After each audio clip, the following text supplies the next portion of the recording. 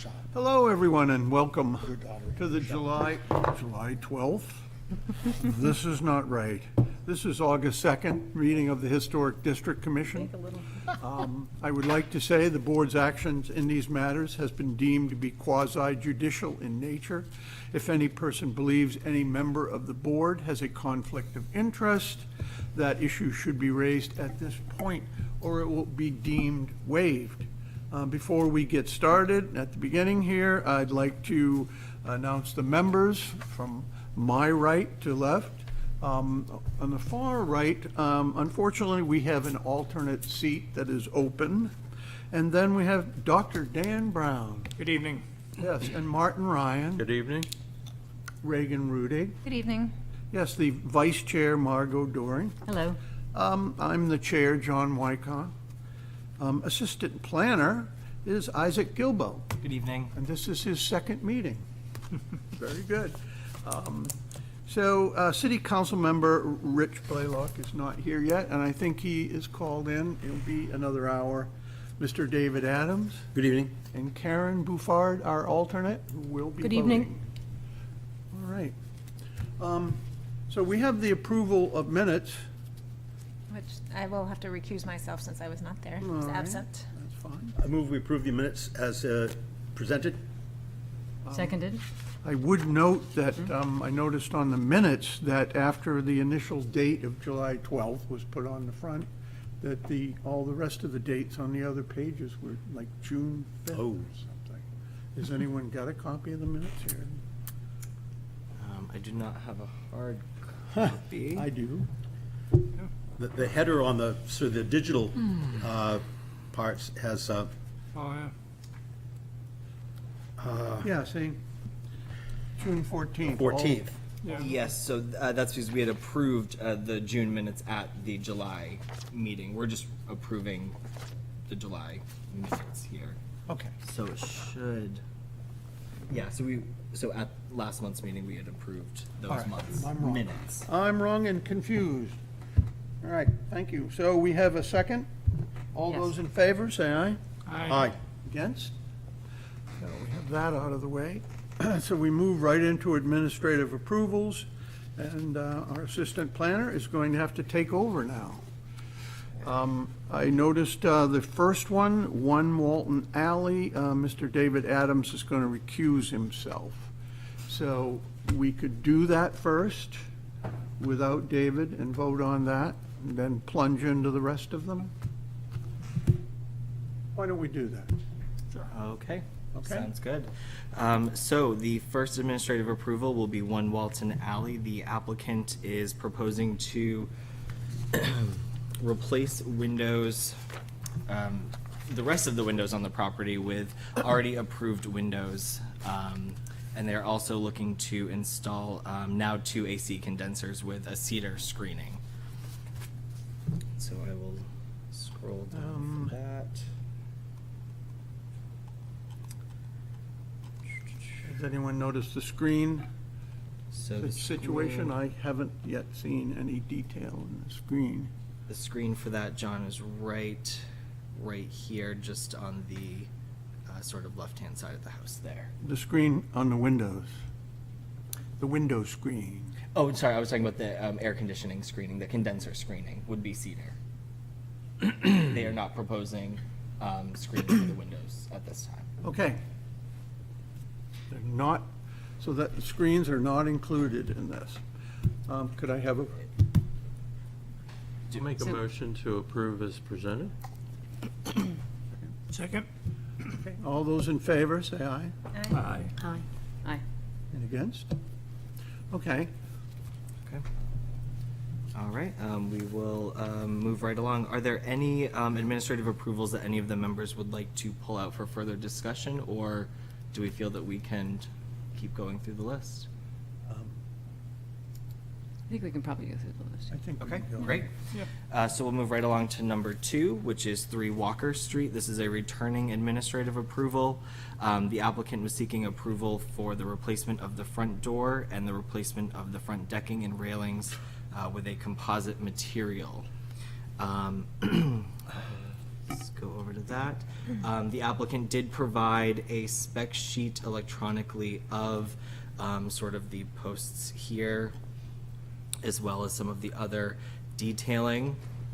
I did reach out to the applicant to ask if they could bring in a sample of the PVC. They were not able to get that at this time. So what I don't see is what post. Yeah. Does anyone see that? What post is chosen? I think last month we had recommended something round, and the other question that we had discussed was whether the brackets would come back. And I don't see an answer to either of those. Well, this is not how we wanted to start out. Well, can I ask a question since I wasn't here last time? Yes. Is there a reason to totally, are the posts unusable? The applicant had indicated last month that the bottoms of all of them are now rotted. Okay. So they would need to be replaced.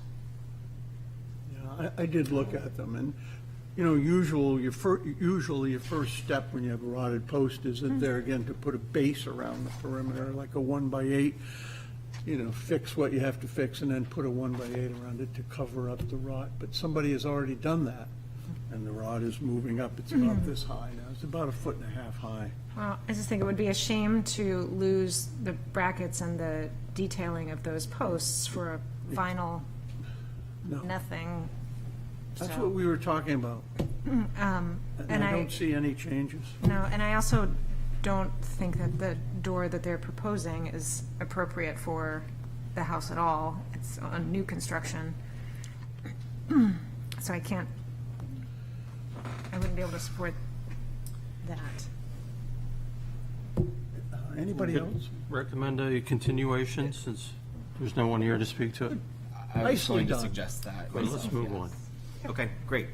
So we will continue that to the September 6th meeting. Yeah, so I think that we should say that all the recommendations we made were ignored, Sure. I can relay that to the applicant. right? I don't think they were ignored. I think there's a lot of stuff here. And in terms of the column, they have columns that they're showing us. There's just multiple Just don't know choices. which So, one it is. yeah, I don't want to play architect for them. Yep. So I'm sure No. you don't either. But they're, the original brackets are on there, they're gone. The columns have made the big jump from Victorian columns to really contemporary square posts. Maybe, Anyways, maybe. Okay. so we need to I'm vote on looking it. at that, so. Yeah, Well, have you this seen is one what that's they're- chosen? This is what, they have it on page, the Yeah, second page. yeah, the 5-inch Okay. square. Yeah. It's a post. It's just a 5-inch square post. We need a motion. Motion to continue. So, did we have someone in the audience perhaps? That- Sure, come on. If you, I have the posts here, Mark. Oh. Can I show you which one are actually chosen? would that be okay with everyone? if- Yes, come introduce yourself. We assumed that nobody was here for this. Sorry. Oh, fantastic. Okay, great, yeah. We'll start it off down there. So it's the one that's starred here. Okay. Cool, great.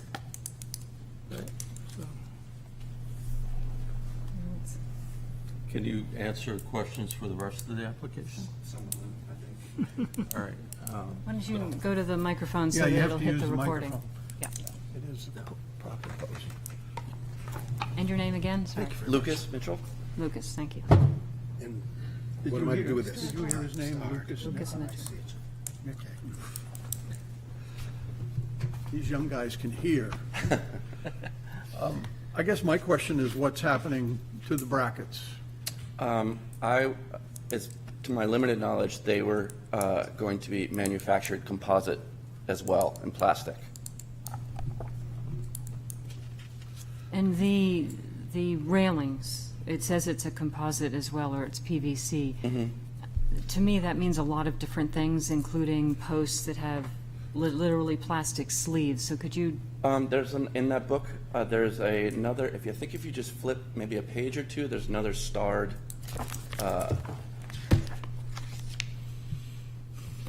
picture, and that's, I believe, what the plan is.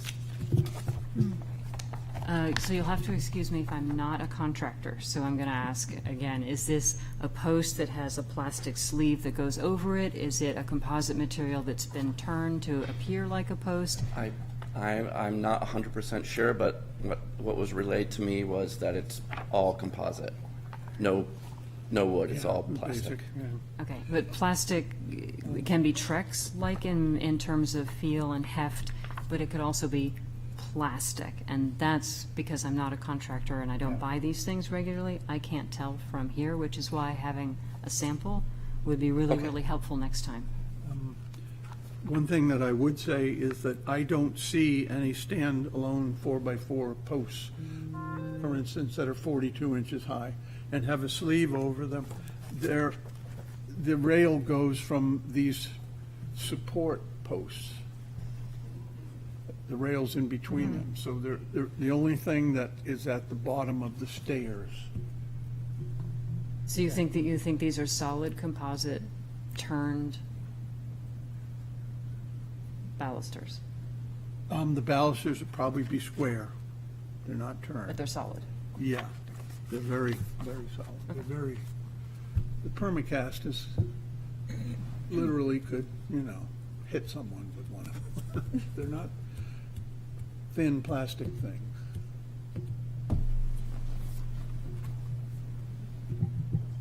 What are we gonna do about brackets? Well, I'm not sure I understand why the brackets have to be made out of plastic. That they don't usually rot out, do they? Why can't They're you strip them? way up? I don't have an answer for you. I'm sorry. You're not the contractor. I work with the contractor. He's unfortunately double booked. Okay. Well, you can just take the questions back. You don't have Yep. to answer them, just Okay, take them back. I shall. So I think until we get at least a profile of these brackets, because there's any numbers of weird brackets out there, that might have to come back again. Was there also a question about the building that is shown as being the sample? The skirting goes horizontally. Was that just that particular house, or was that intended for this project? Unfortunately, I can't answer that. Okay. That was answered last time. Was It's it? not horizontal. It's traditional up and down? It is. Okay. Yep. Your memory's better than mine. No, I asked the same thing. I assumed the same thing, and I was incorrect. I would just simply say, I'm speaking for myself. I don't mind the composites or the plastics, as long as you match as much as possible what's already there, because this is a really nice home. It's beautifully done, and, what was proposed earlier with the thicker columns and everything would only do harm to it. So I don't mind the plastic. I just want the detailing and things to match as much as possible. I think that is the goal, yes. Yep. And Yes, I think it would be helpful to see a sample yeah. rather than pictures. Okay, so we're gonna pull the brackets. And either you restore the brackets you have, which would be a nice job for you on a rainy day, sitting in a shop. I love that kind of work. Or he has to bring in the brackets, Okay, okay? all right, thank And you. then can we So that's a stipulation. request maybe come back with a different door style? Okay, come back to Yeah, something that's more appropriate to. Just continue the whole thing. I know. That's a storm door. We could let them Is get that a them. storm door? We really could. On the porch. One to me. I know. Yeah. It does. Okay. Okay. Thank you. Thank you. Should we vote to postpone part of that, or what are we doing? He has to come back. Okay. Yeah. So they'll come back The whole thing for is postponed. the brackets if they do not use the originals, and for a potential different door design. And so we can let them, I guess, get moving with the rest of that project, or. Yeah. Should we just have the whole thing come back? It isn't the whole thing. Okay, fine. Okay. All right. Okay. We will move on to number 3, which is 90 Fleet Street. The applicant is seeking approval to replace one window in the unit to match already existing windows that have been replaced in the unit, and also in other units within the building as well.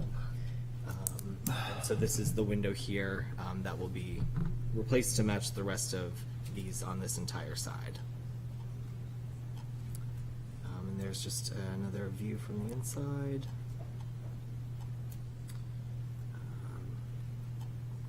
And there's sort of a speck of that door there, Yeah. or window, excuse me. That wasn't a pre-approved style blanket, it was, just happens to be what was approved last time. You're right, it was not necessarily a blanket approval, it just has happened in other units and also in this particular unit over time. The original approvals were between 2002 and 2005 that I found, and also in 2011. So basically, these are just basic double hung, Yeah. 1/1 window. Have screens? The applicant did not propose screens at this time, but we could stipulate that if there are any, that they be half screens. Yeah, because it is mentioned here, full fiberglass mesh screen. Oh, okay. Okay, we can stipulate that. Yep. No, Well, the half screens. So. yes, right. Right. Okay. Okay. Any other questions on that? No, that's Okay. good. Moving on. Number 4 is 333 State Street. This is the TD Bank.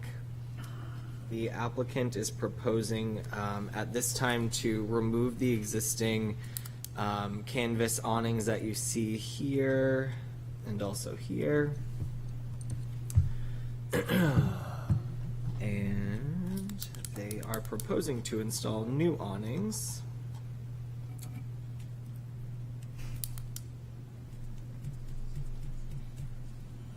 That are shown. Second. There you go. Yeah. All right, so there's the new style of awning. There's the spec above, and then what it would look like on the building itself. So are they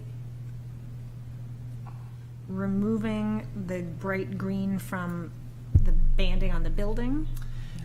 Yes, that will also Okay. be removed, and it will just be that gray Okay. color moving forward. That's great. That would be an improvement to the building. Yes, Argued over. Is that an argument if that was a sign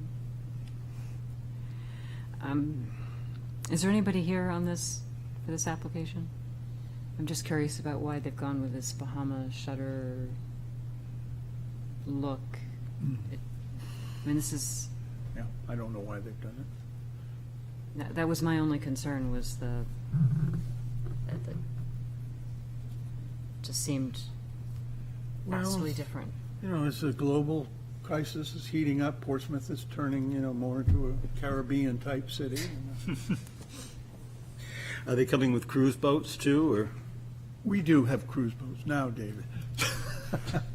I mean, Does anyone else have a heartburn over this application?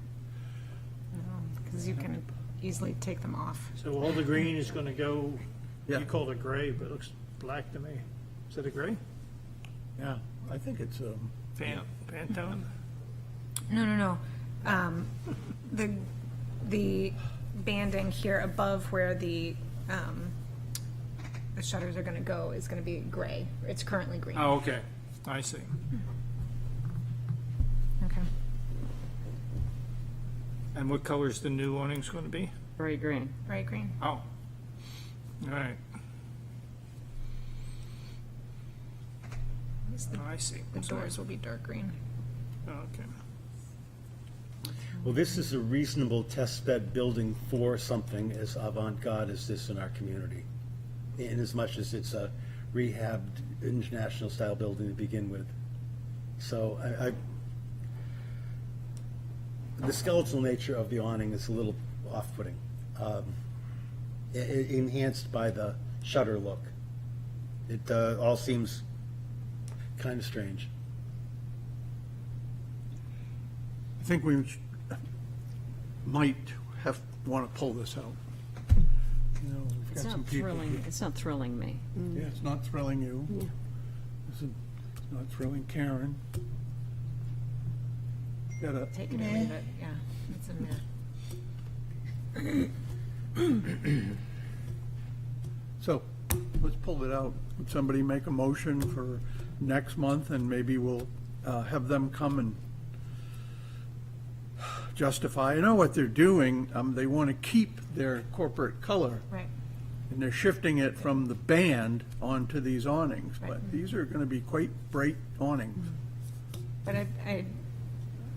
I appreciate the fact that they're taking the color off of the actual building and putting it on something that is removable. So I appreciate that part. Well, I But, agree. I'm fine to I don't see any harm. make a in- motion that we postpone it till next month. And continue. We have to vote, John. Yeah, would somebody make a motion? I did, and it was Seconded. seconded. Okay. All those in favor? Aye. Against? Okay, so we'll be looking at that next month. Okay, Sorry, Isaac, that's okay. we were going smoothly. All right, next up is 303 Pleasant Street. This applicant is seeking approval to swap out, there's one existing vinyl window left on this property. They would hope to switch it to a Green Mountain window that's already been approved on this particular structure. Let me just make sure I get... All right, so it would be this, I believe this window right here that is shown on the second floor. And does anyone have any issues with that? Good. Okay, all right, great, we will move right along then. Next up will be 39 Chauncey Street. This application is for an AC condenser. So there's the location of the condenser on sort of the side of the property there. Let me see if I can get that to be a little bit bigger. There we go. Again, just another site plan showing where it will go.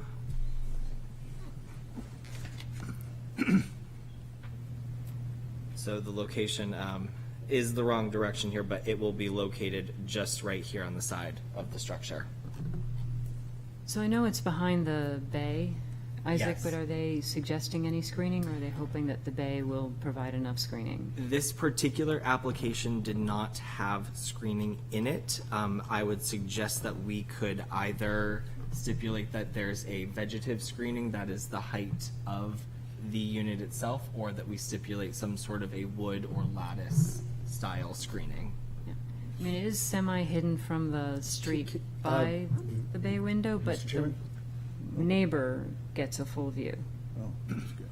All right, Dave. Screen-wise, they're choosing to put this on the edge of that driveway, and while it is somewhat obstructed by the view is somewhat obstructed by the bay, and the bay has a foundation, there's not an awful lot of extra space to be putting screening. And I know that we are not supposed to judge things on the basis of what somebody else got done, that every application should stand by itself. But if you view the discretion that they're using for the location in this one, I think it stands head and shoulders above the people to their left who've just put it right in front of their house on the street, their units, or the people to the right that put 3 units out right at the edge of the sidewalk on the street with no screening or attempt to do anything at all. I think that this is, in that sense, considering the tightness of the spot and the lot, it's a pretty discreet thing. But I do understand what you're saying. I would like the storyline to be better, but as I'm standing there in front of it, looking to the left and to the right and wondering if somehow the footprint of the Historic District Commission's map has changed, because I don't understand how either of those on either side got put there. It just seems a little bit unfair to this person, and I'm sure that if they're listening, they believe that to be so. So I tend to agree with David. I think the screening would be more obtrusive than the unit itself. But you have brought up a couple points. I hope you were able to stand by these and can give Isaac some more information. As soon as Not I- right now, All right, but you know what I'm saying. I will do so. Because I don't remember ever approving a unit right in the front. I'm certain that you didn't. It's one of those, It's two of Okay. them. two of them. Okay, where are we now? Any further questions on Chauncey? No. Okay, great. We'll move right along. Next up is 113 Daniel Street. The applicant is proposing to install awnings on the front of the building. This is what, here's a picture of, and it's a little hard to see. The overlay is on the light side, but you can see there's sort of a curved awning here, and then as well on the right side over this entrance here. It would be a charcoal color, and the material is a canvas material.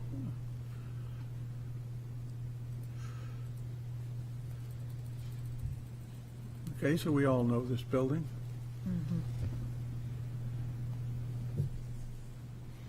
Are these straight arches and flat front, or is it more the balloon type that's rounded all the way?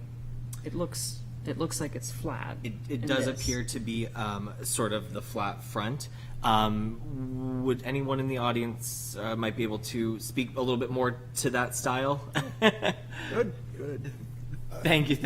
Could you maybe Jason clarify Stiles. the design? Huh?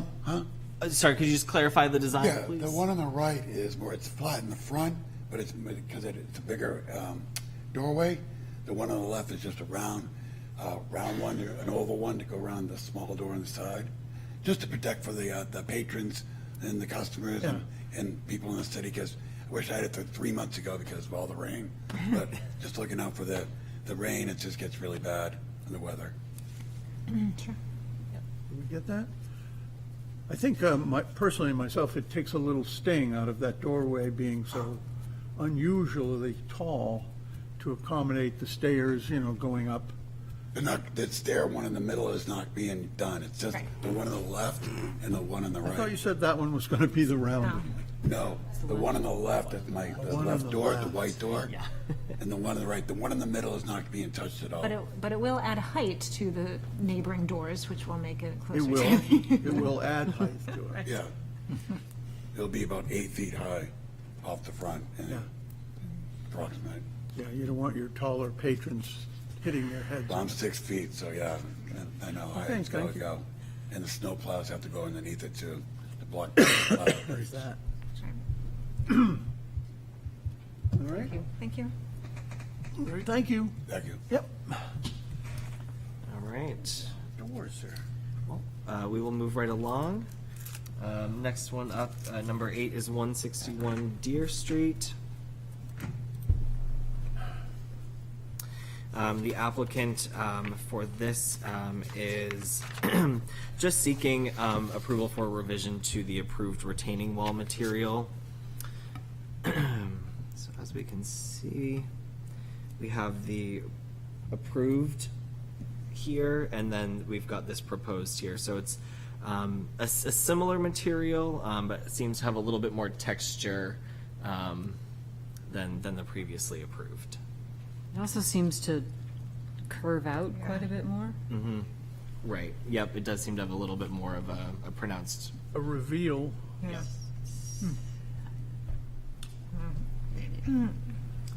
Well, it's next to the railroad tracks. I don't think it's an improvement.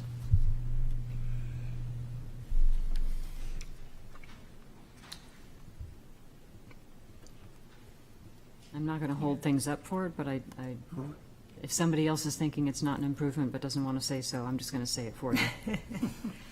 No, I agree. Do we have a reason why they're changing? Availability. I'm not privy to that. I'm not sure if there's anyone that could maybe speak to that question. Carla.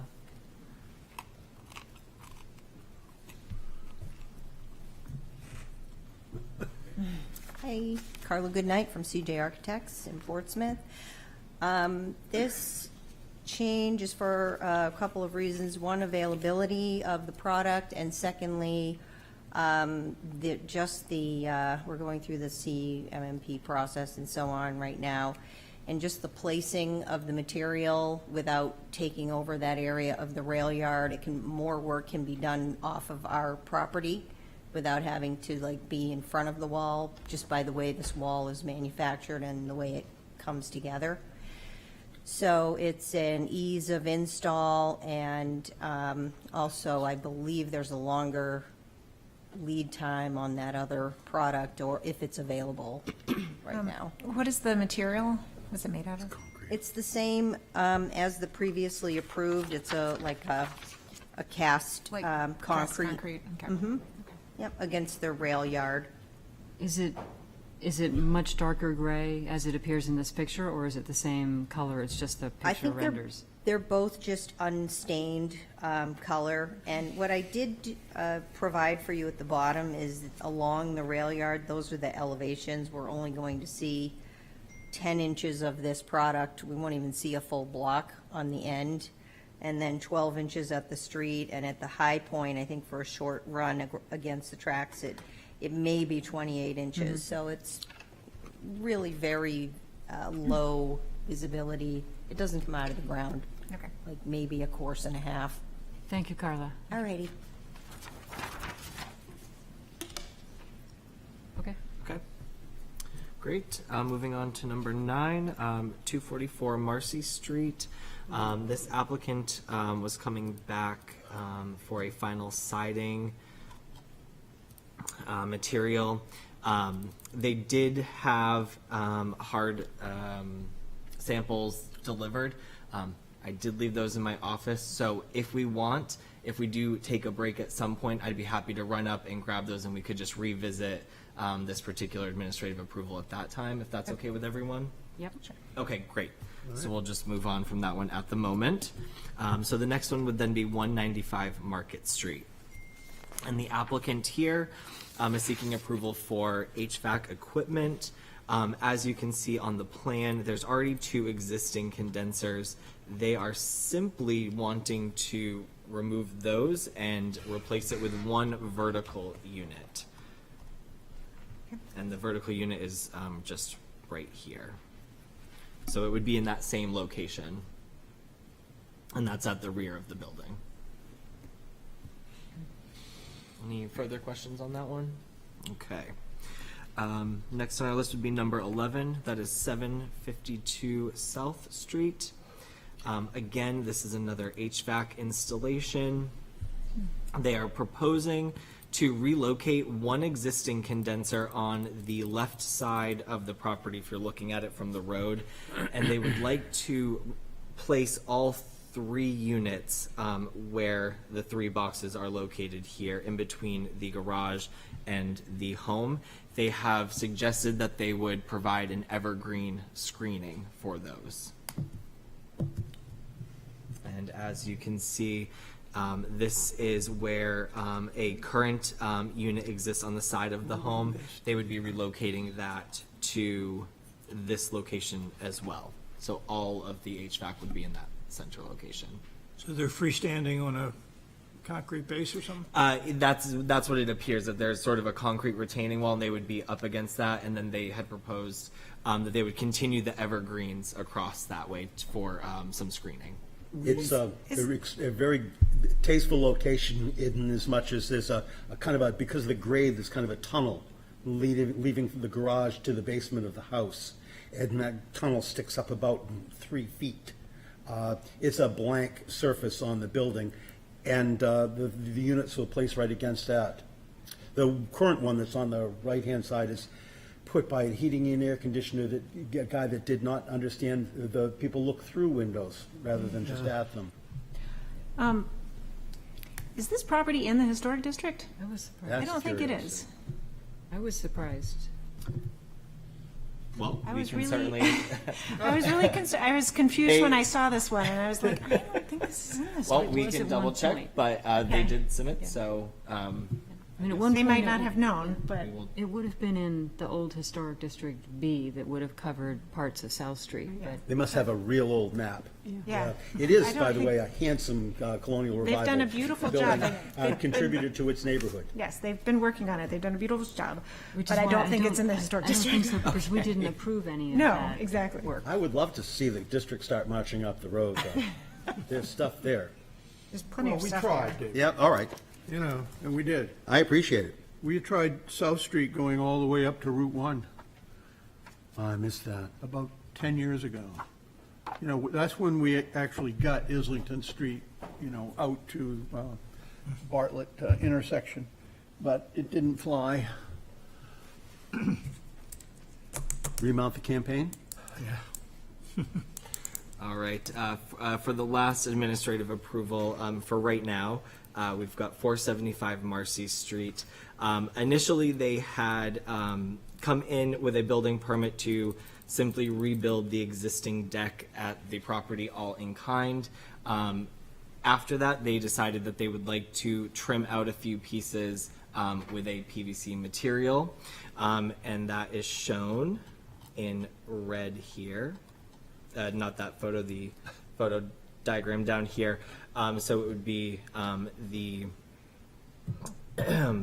just the sides here, essentially.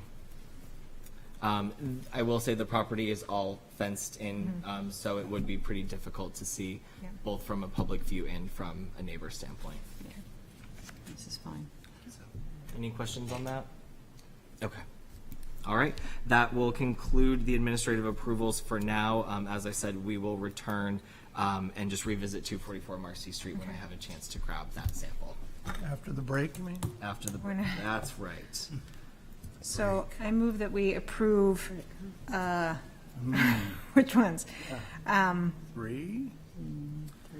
3, 4, 5, we're 6, 7, 8, Not 9. not 9, 10, not 11, because I don't think it's in our district, and 12. 12. But you forgot 2, Walker Street, which we gave a partial approval to. Okay, fine. We'll do that one. Right. Okay. Second. Okay, all those in favor, say aye. Aye. Against? All righty. So we're moving on to certificate of approval extensions. Petition of Neil Pleasant Street Properties LLC owner for property located at 420 Pleasant Street, wherein permission is requested to allow a second one-year extension of the certificate of approval originally granted on July 7th, 2021, for new construction to an existing structure. Remove existing rear entryway, replace existing southeast addition with added rooftop deck, construct three-story stair enclosure, and construct new rear porch, entry porch as per plans on file in the planning department. Said property is shown on Assessor Map 102 as Lot 56 and lies within the general residence and historic districts. Is there anyone here to speak on this?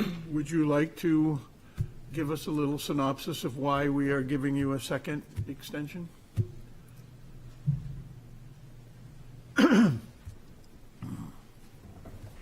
Hi, my name's Charlie Neal. I own the house at 420 Pleasant Street. The reason I just need the extension is I had this whole thing planned, you know, then the pandemic came and I couldn't get a contractor.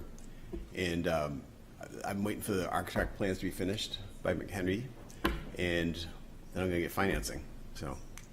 But now I've spoken to a contractor, and we're looking to do it next, like, July. Yeah. Okay, so the pandemic is, Yeah, Still. still wreaking havoc. yeah, would somebody like to make a motion? Sure. I'll make a motion that we approve this second extension. Seconded? All those in favor, say aye. Aye. Against? Good, thank you. You're welcome. Petition of Port Harbor Land LLC owner for property located at 2 Russell Street and 0 Deer Street, wherein permission is requested to allow a one-year extension to the certificate of approval originally granted on August 10th, 2022 for the construction of a new freestanding structure, 4 to 5-story mixed-use office building, mixed-use and office building, as per plans on file in the planning department. Said properties are shown on Assessor Map 124 as Lot 12, Map 118, Lot 28, and Map 125 as Lot 21, lies within the Character District 5 Downtown Overlay and Historic Districts. Is there anyone here that wants to speak on this? Okay. So normally, the 1 year's extensions are granted. Sure. Would somebody make a motion? I'll move that we approve the one-year extension for this. Seconded? Okay, all those in favor, say aye. Aye. Against? Right, and that's it for those extensions. We have an old business public hearing.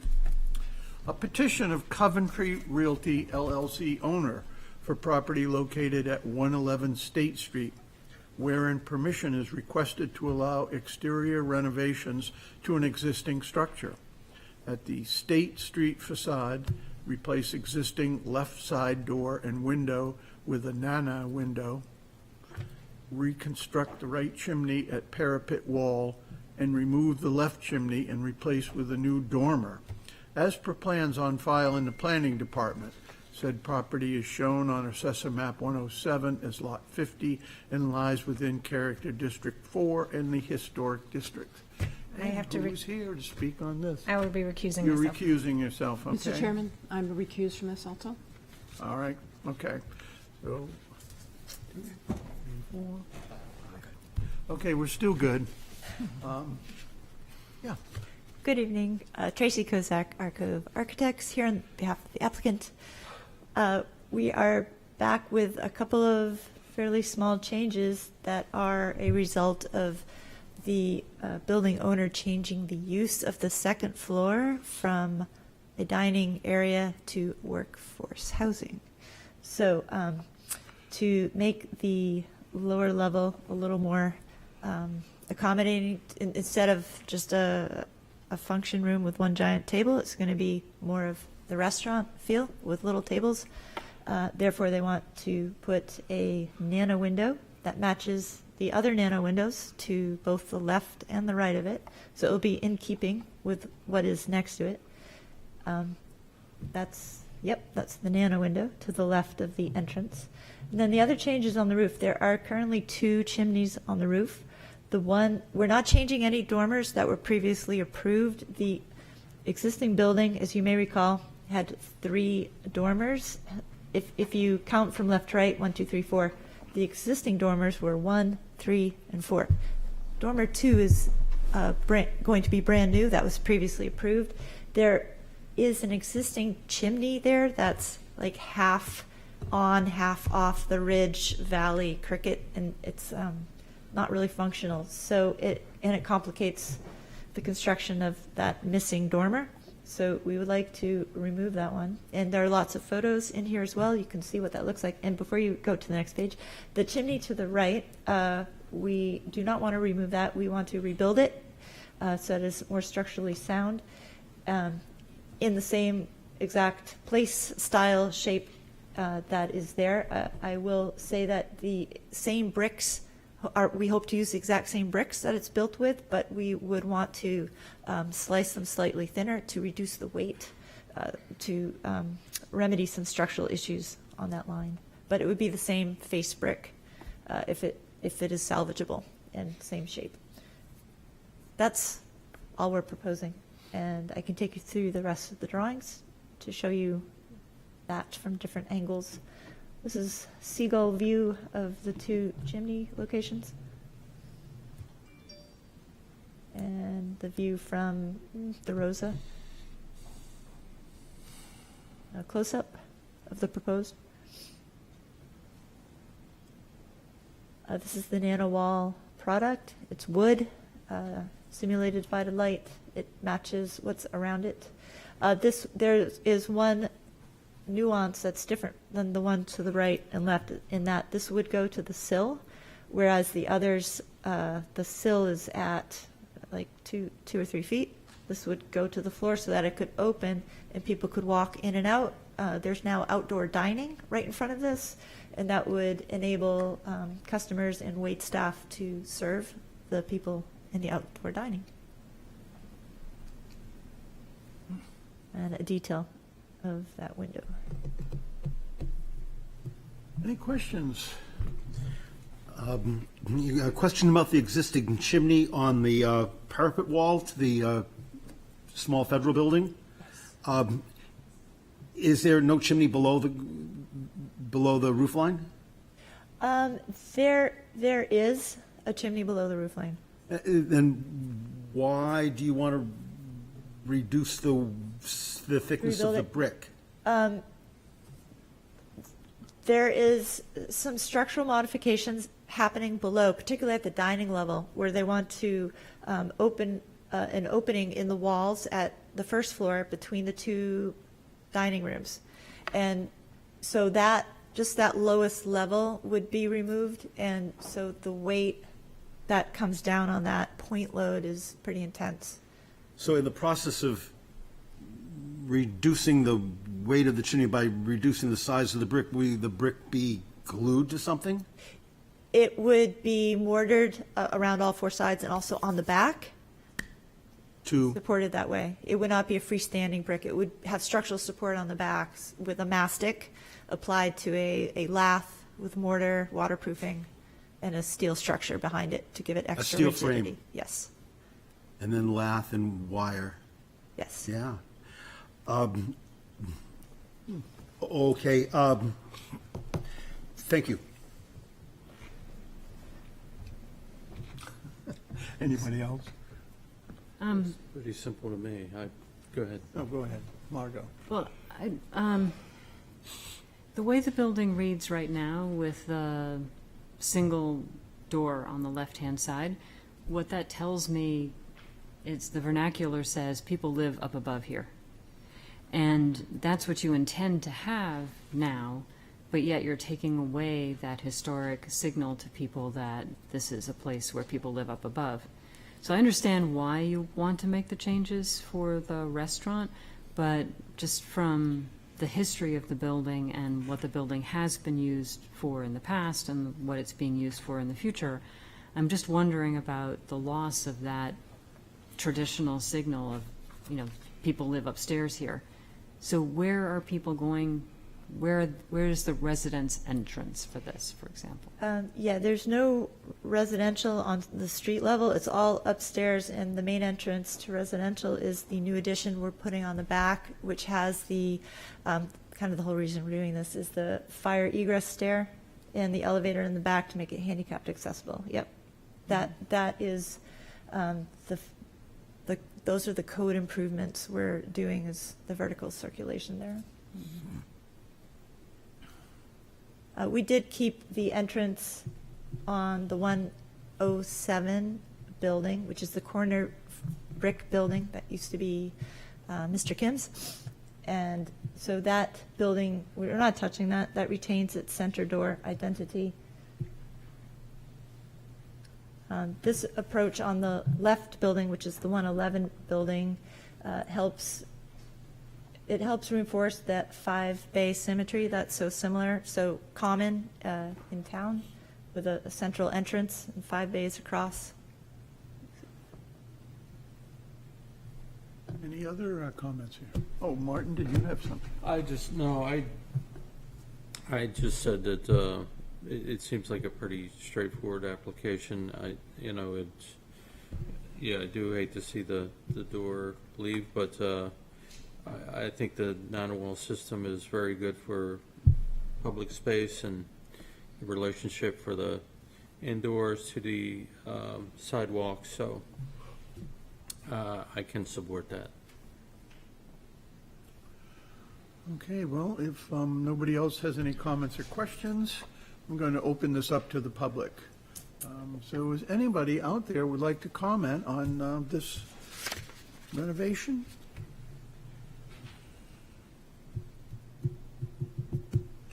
again. Does anybody want to speak about this? So do you have online too, or no? We have no one who's. We have raising no their one hand. online. So I'm going to close this public hearing, and I'm looking for a motion.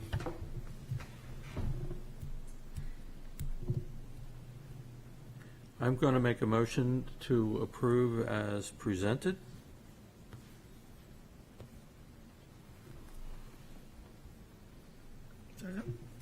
I'll second it. All righty. I believe that it preserves the integrity of the district and is consistent with the special and defining character of the surrounding properties. So all those in favor say aye. Aye. Aye. Chair votes aye. And No. there's one no. 2. 3 to 2. I guess it passed. That's a majority. There you go, wherever you are. Okay. What else have we got here?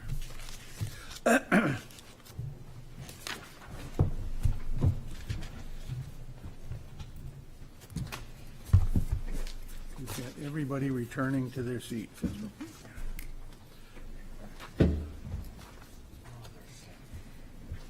So petition of, this is public hearings, new business. Petition of Nobles Island Condominium Association owner and Christopher Goffert, unit owner for property located at 500 Market Street, Unit 14R, wherein permission is requested to allow exterior renovations to an existing structure, remove the existing solarium, and rebuild with a similar design. As per plans on file in the planning department, said property is shown on Assessor Map 120 as Lot 2-14R and lies within Character District 4-L1 and the Historic District. So who is here to present this?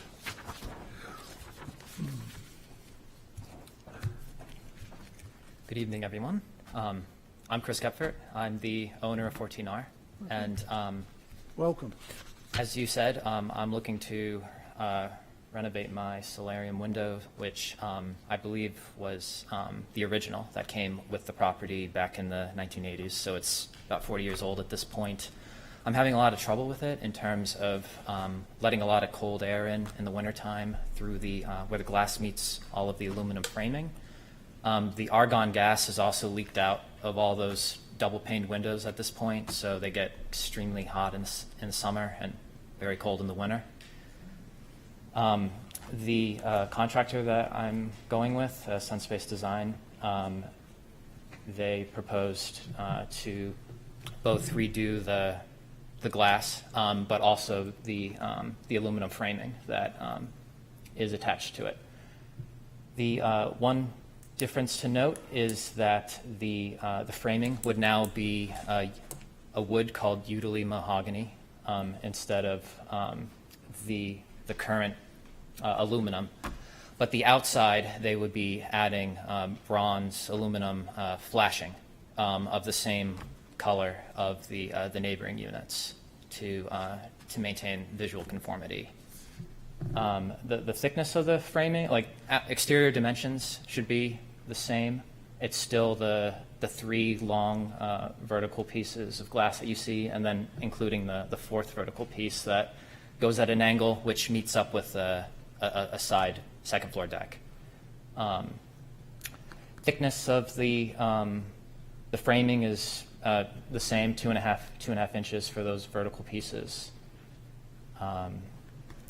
And just much more energy efficient glass. I think they called it Solar Band 70XL.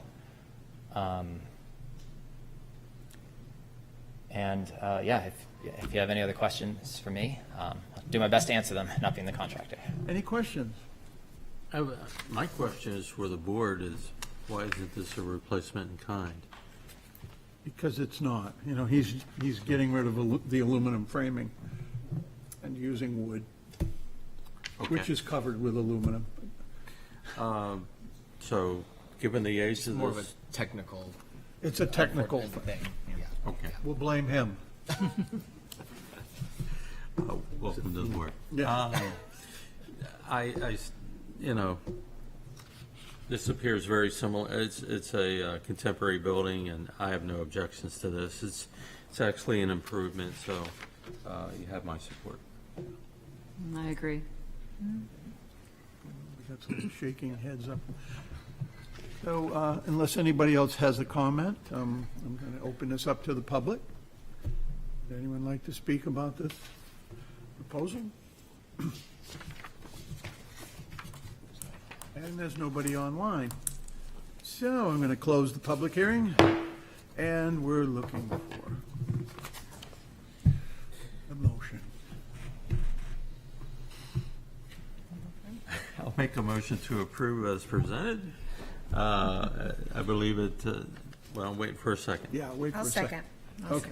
All right, I believe it preserves the integrity of the district and is consistent with the special and defining character of the surrounding properties. All righty. All those in favor, say aye. Aye. Opposed? Okay, moving right along.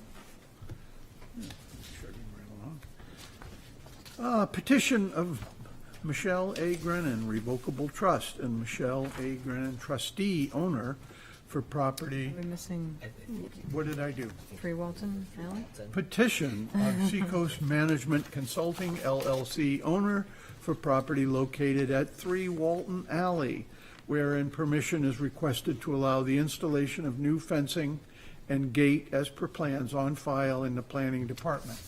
Said property is shown on Assessor Map 103 as Lot 20, lies within General Residence B and Historic District.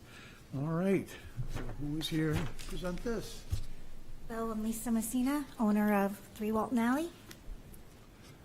Okay, Currently, there is, I want to enclose the rest of the yard, so I have a private backyard. I also have a large dog, so would like to be able to keep him in as well. So there's a fence on the left side of the property that 1 Walton Alley just recently put in. It's just a 6-foot privacy fence, and then the owner behind me as well has a fence on the property line, and then Kate also has a fence on the back, and then my neighbor to the right of me also has fence on that side. So I would like to also be allowed to have a private yard and fence in the rest of my yard certainly makes sense. with the fence that the historic board had previously approved, with the same style. Questions or comments to it? You're planning, excuse me, you're planning to go all the way around? Put a There's back fence already- next to the fence there? There's already a fence on the left and in the back, so it'd be the right side, and then at the end of my driveway, it'd be there. It'd be lower there, though. I think it's under 5 feet there with the gate in the front. So my 6-foot one on the right would be the same as 1 Walton's on the left, the same fencing material and everything. Did you say under 5? It'll be 5 feet? Under 5 feet, the one in the behind, on the end of my driveway where the gate is. I know this is actually think covered town by a usually- code. I think they said 6 feet on this, in the back and 5 feet in the front was what was allowed. I think The it's, city, I think that's the city. yeah. Excuse me. We're trying to figure out, make sure we understand the right height regulations. I think it's 4 feet, but only a certain amount from the edge of the road. Exactly, and this is So this is way back. much further back, So so I think this would. This is fine. So 5 Okay, feet is all fine. right. Just wondering. Thank you very much. Are there any other questions? I would just note that we have received a letter regarding somebody's concern regarding the placement, which is not the purview of the HDC, but I didn't want the neighbor to think that we hadn't read this. We do see it. I think this is a matter to be taken up with the planning department in terms of exactly where and surveys and so on and so forth. But the last thing you want to do is put something up and pay for it and then have to move it or take it down. So best to get that solved first. Right. I think that when I called, what I understood is that, I think I called the inspector's office to ask about putting the fence up, and they said I needed HDC approval, but I did not need land use for that. Okay. So I just needed you to approve, I guess, the style of the fence, if it's historic enough, and it needs your approval. Is your property line under contention? Are you No, it was just recently surveyed. I don't know by who. It wasn't by me. There's markers there. I don't know if it was by the city or, Yeah. it wasn't done by me though, but there's, And you assumed when you bought it that that was your property line? it is, it's on the assessor's map as well as the Yeah. property line for the measurements. And then it was surveyed, I believe, by the town, Yeah. and the Okay, markers are but there. it They were isn't put there. really by in them, our purview. Not by me. So, Okay, thank you. so we have no other questions or comments? Do you know the exact distance that this fence will be 13 inches, I believe, away. between that and your, And I think 1 foot is standard, I think, between the house and the fence to allow a foot. And it's 13 inches from it. Okay. Would anybody in the audience care to make a comment on this? Yes, yes. Hi, I'm Katie Miller, and I'm the person who sent the letter in to you. We are direct abutters. We're at 51 Gardner Street, and in one of the pictures, you can see the back of our house. We've lived at 51 Gardner Street since 2007. That's 16 years. And we have never had our property surveyed. The previous owners never had the property surveyed. And to the best of my knowledge, this hasn't been surveyed by the current owners either. So there are 2 stakes on the, between our house and her yard, but we don't really know what those stakes are. There's no identification on them. And in speaking to a representative of a land survey company that was floating around recently, I was asking him some questions, and he said we should never assume that iron stakes are a property line.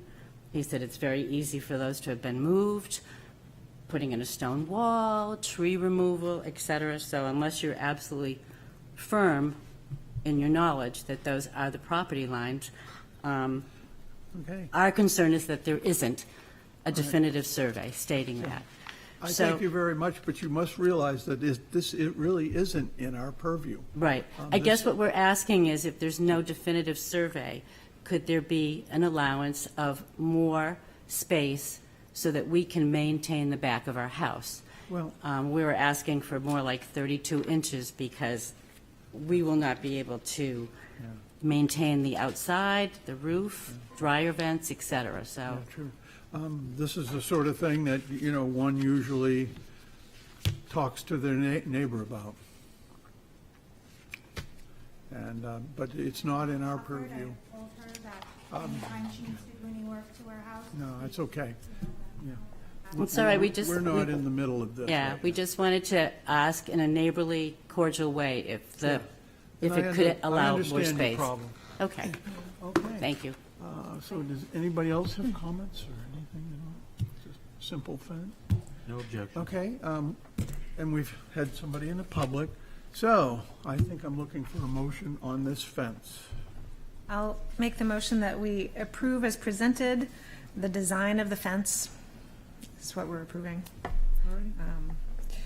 I'll second that. It is, has conservation and enhancement of property values, and it is, has compatibility of design with surrounding properties. Okay. So all those in favor, say aye. Aye. Opposed? All right. Now I'll see if I can get the right one. I've got too much paper up here.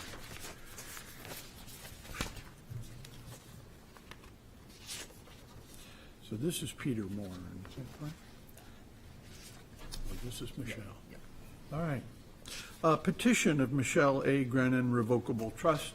Michelle A. Grennan, trustee and owner for property located at 10 State Street, Unit D, wherein permission is requested to allow the installation of mechanical equipment and renovations to an existing structure. Remove 2 existing patio doors and replace with a new panel door and vestibule renovations. As per plans on file in the planning department, said property is shown on Assessor Map 105 as Lot 4-4 and lies within Character District 4 and the Historic District. So who is here to present this?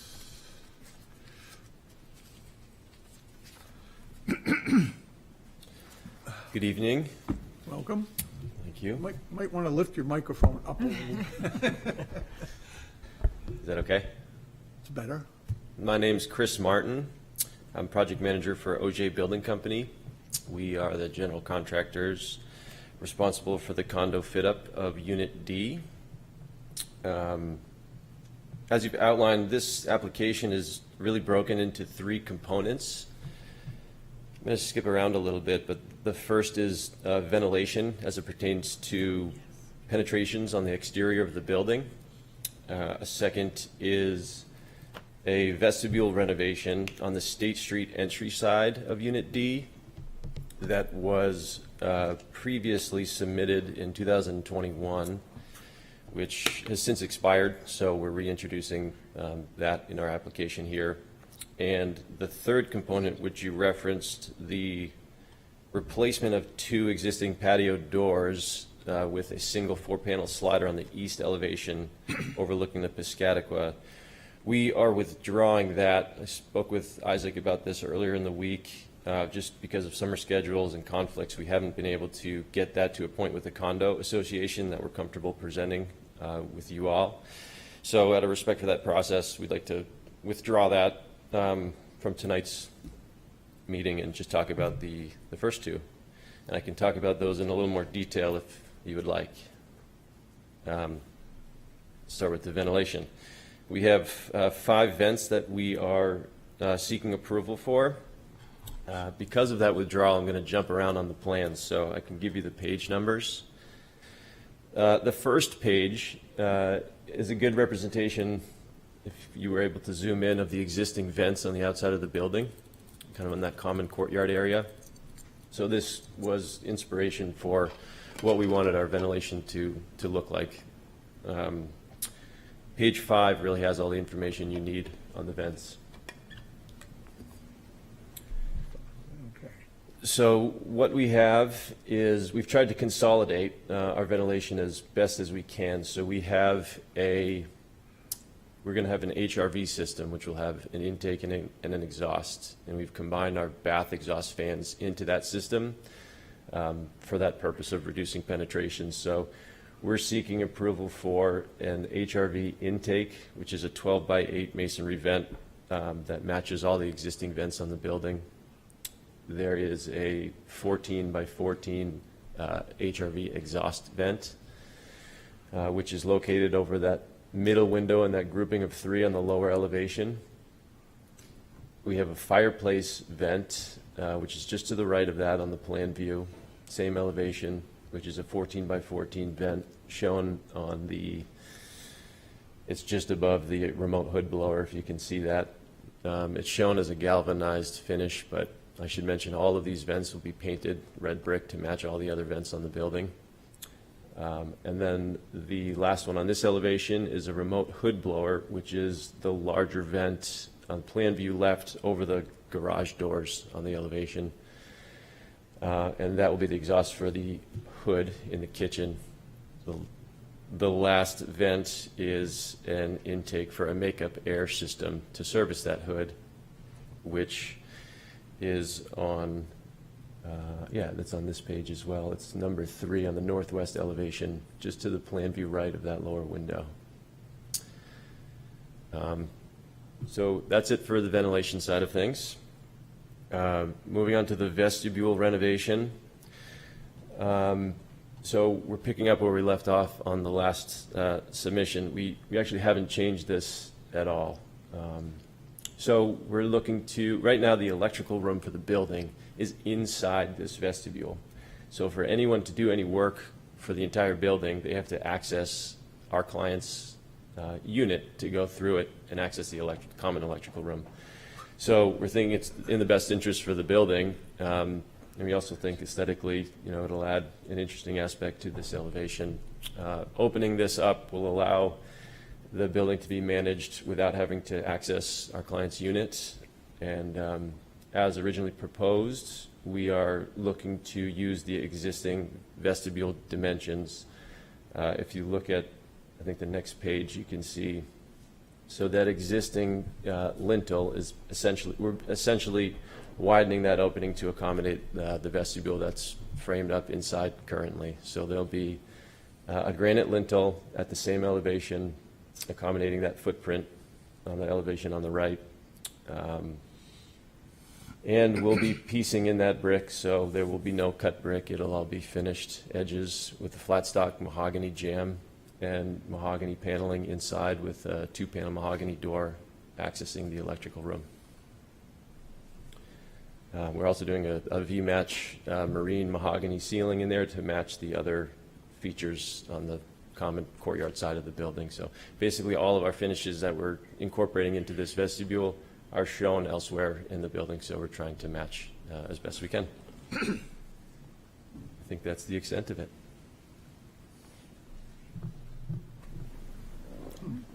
So I believe, David, you were concerned about cut surfaces, weren't you? The cut surface on expanding the size of that opening. Yeah. Yes. But what was your plan again for the opening?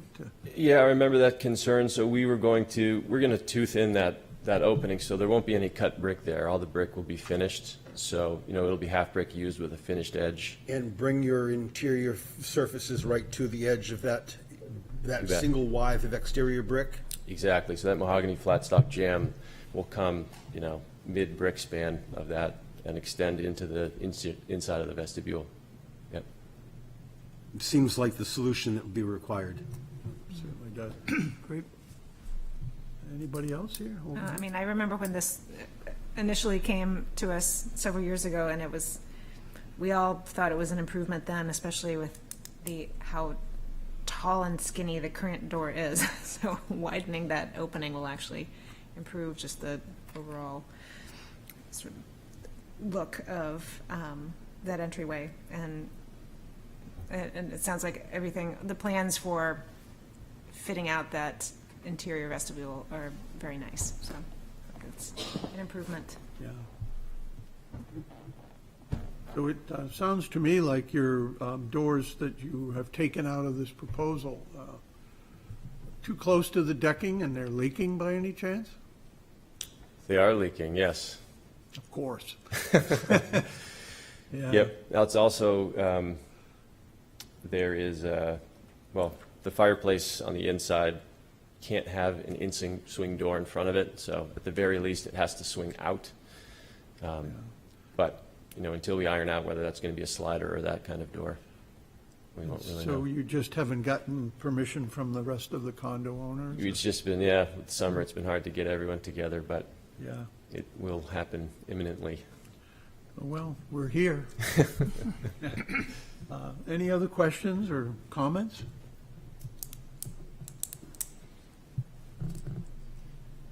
All right. Would anybody in the public like to speak on this proposal?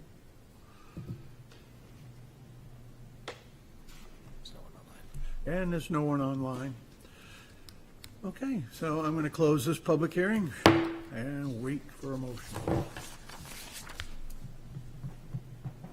I move that we approve this application with the exception of the doors. Right.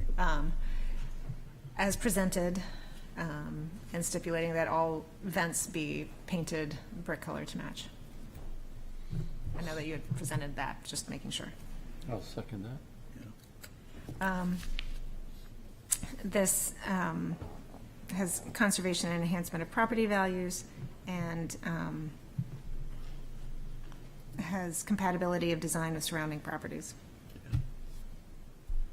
All righty. I would just remind the contractor superintendent here that the galvanized metal requires a special primer, but you know that, because the paint will peel right off that 6 months. Yes, sir. Okay, all those in favor, say aye. Aye. Aye. Opposed? Okay, you have your approval. Thank you. How's everyone doing? Good. Good, yeah, good. Okay. Pretty good time. Yeah, I know it.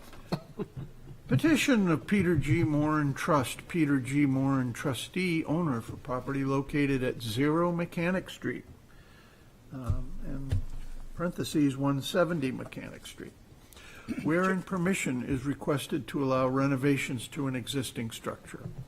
Replace the windows and pedestrian door on an existing barn and complete exterior maintenance as per plans on file in the planning department. Said property is shown on Assessor Map 103 as Lot 35, lies within waterfront business and historic districts. And who is here to present this? Mr. Chairman, I have to recuse myself. You have to recuse yourself. Okay. Is there anyone here? Nobody's standing up? Looking anxious?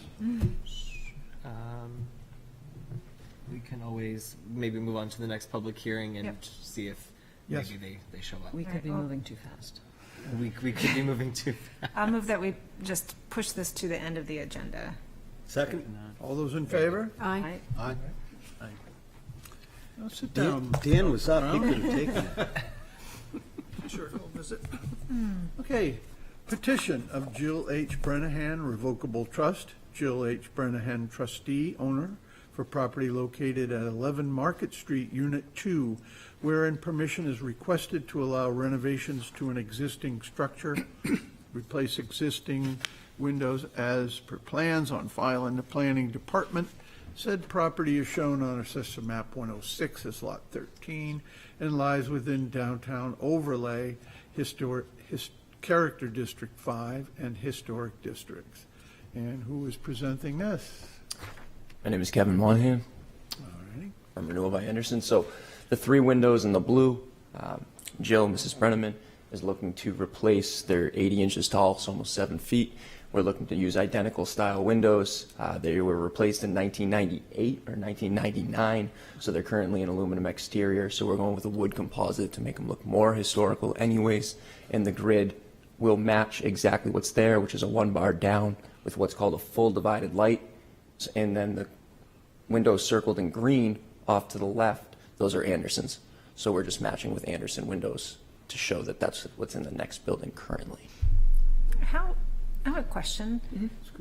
When were those circled in green installed?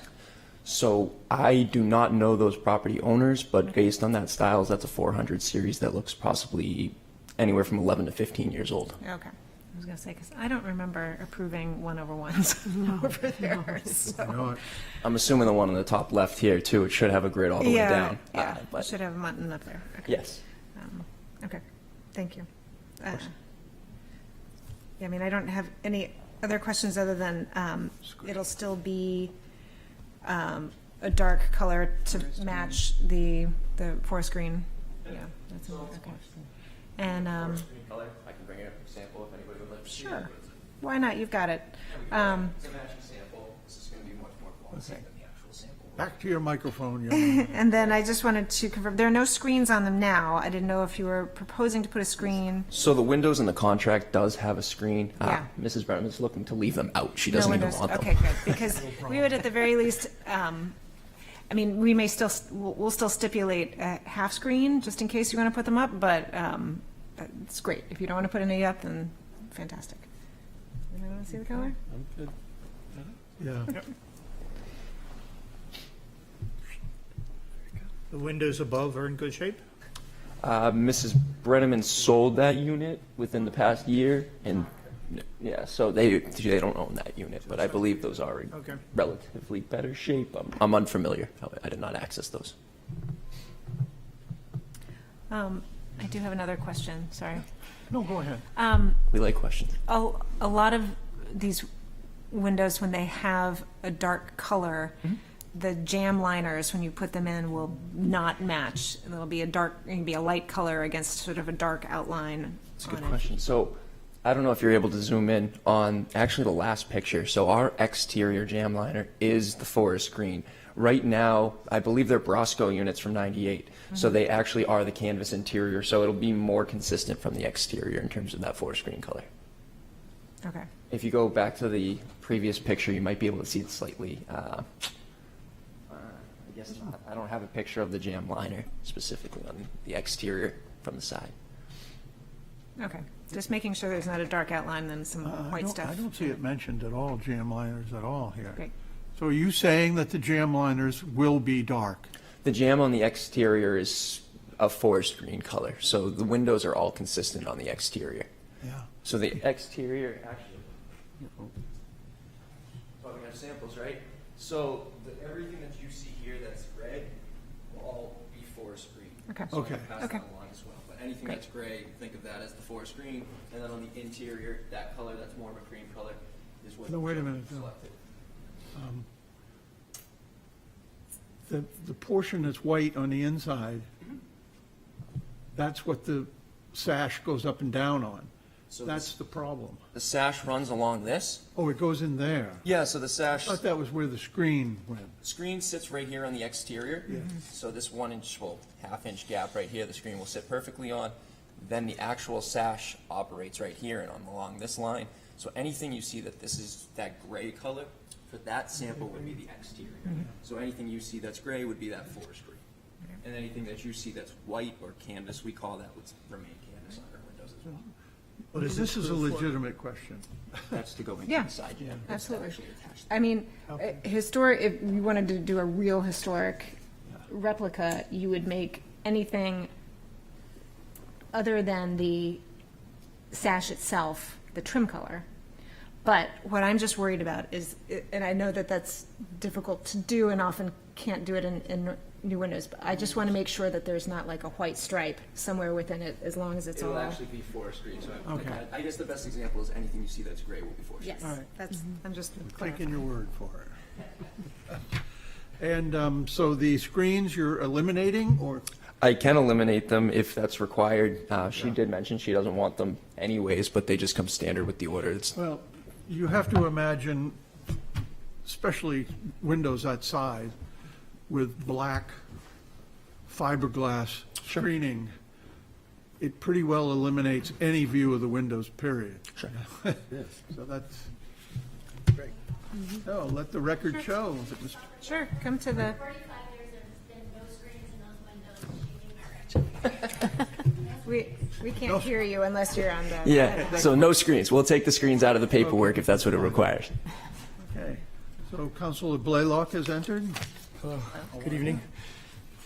Any questions? All right. Would anybody in the public like to speak about this? I guess not. So moving right along, I'm going to close this public hearing Thank you. and looking for a motion. A second. I'm doing all of them lately. Does anybody else want to talk? I move that we approve this application with the exception of screens. I mean, no screens or? no We can do screens? no screens. I need my sample. Screens. That's why I need that. Okay. Second that. All right. All those in favor, say aye. Aye. Findings of Great. fact. I've got to do the findings of fact. This has, preserves the integrity of the district and is consistent with special and defining character of surrounding properties. 2/2 nature. Okay. So all those in favor now? Aye. Aye. Opposed? Very good. So you've got your permission. What am I on now? That was, Looks like we would be moving on to work session. okay. So we're about to move into work sessions, 8 o'clock. Our first one is postponed. So we need a request to postpone for work session A, 37 Prospect Street. I'll move that we postpone to next month. Second? Okay, all those in favor? Aye. Opposed? Very good. And so we have a work session on 129 State Street. Could we have just a 2-minute stand up and move around break? Okay, so we are going to take a very short break. Sorry, folks. So all of you stand up and walk around. Just need.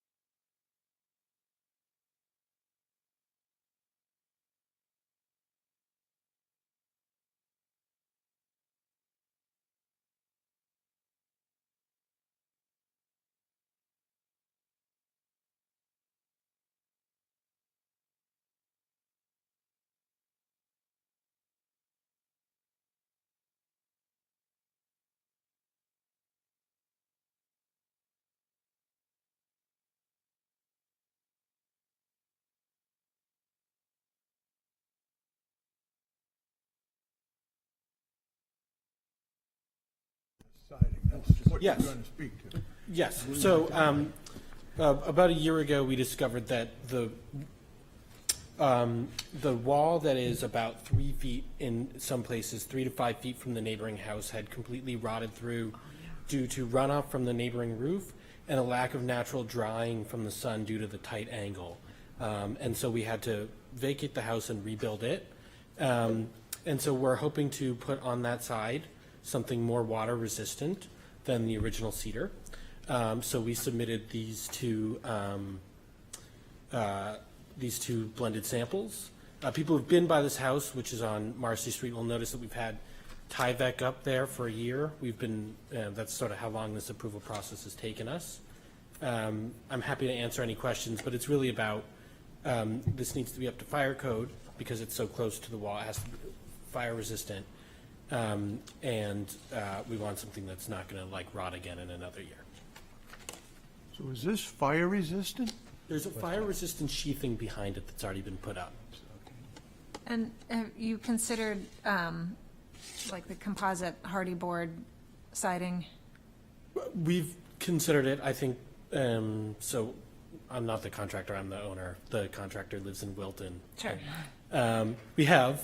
I think we'd prefer the siding because I think it's, we think it would look nicer. The other thing about this part is you can barely see it from the street, so because of the angle, and it's a very quick, like rapidly traverse street. People drive way too fast on that street, and so anyone passing it could really only see it for like a third of a second anyways.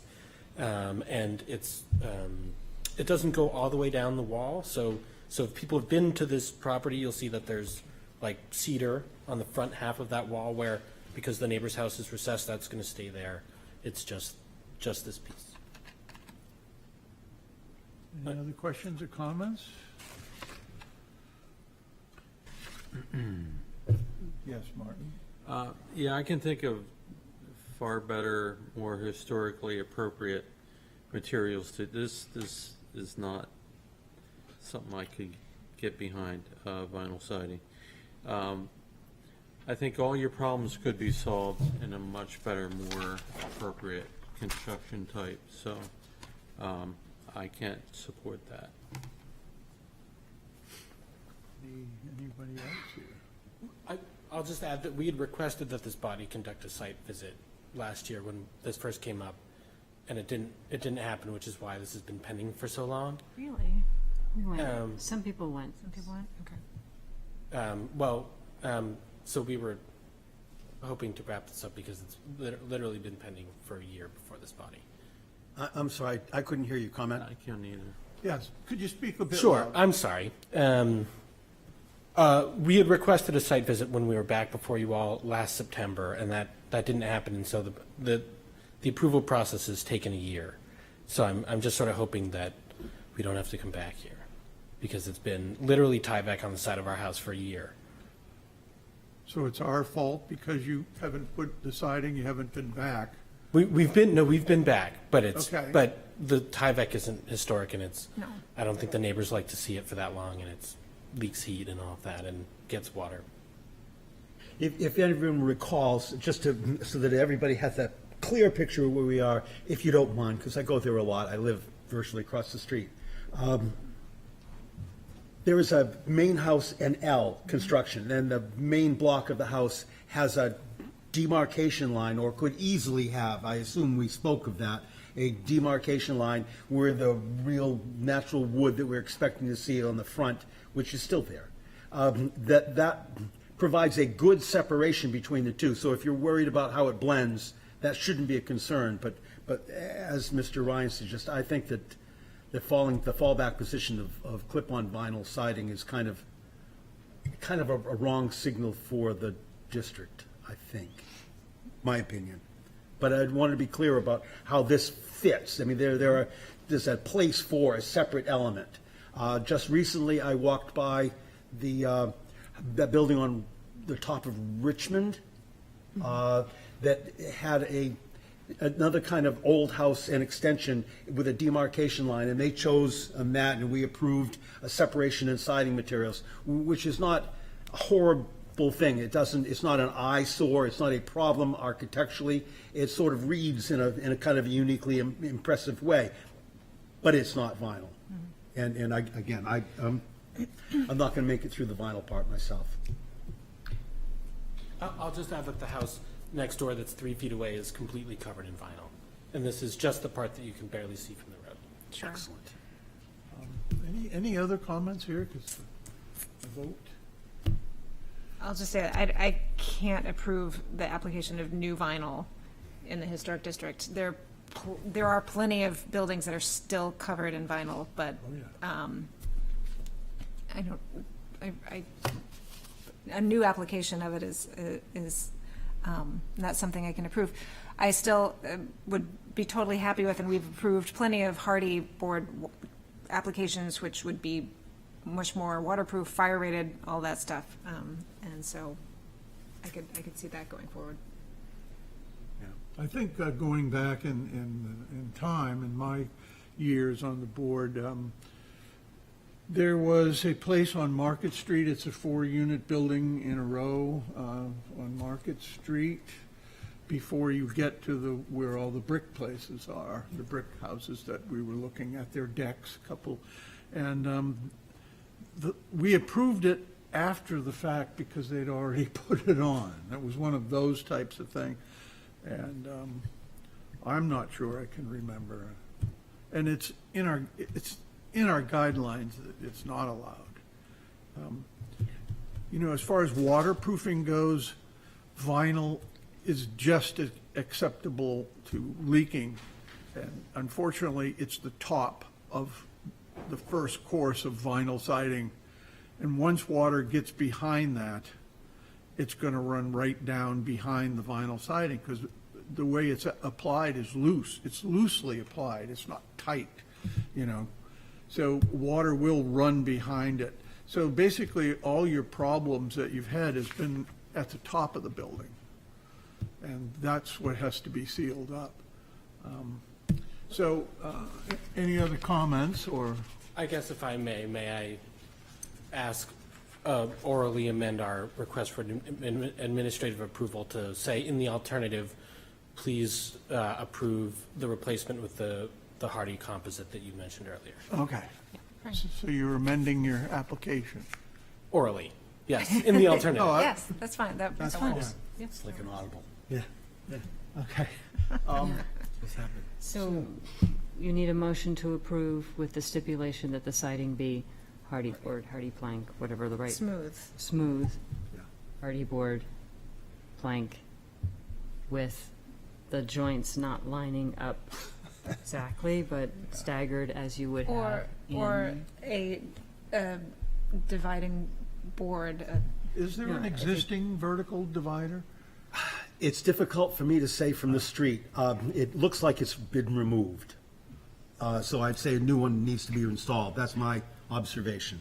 Okay, so I'll reword that we're approving hardy board smooth side for the back side of the building, and that installed between the cedar siding in the front of the building and this L section in the back will be a trim board that's consistent with the corner boards on the rest of the house. Do you understand that? Yeah, are you requiring that trim board, that divider to be of a certain material? Yes. That would be wood. Okay. Do we cover everything? Yeah. Anybody have any details to add? All right.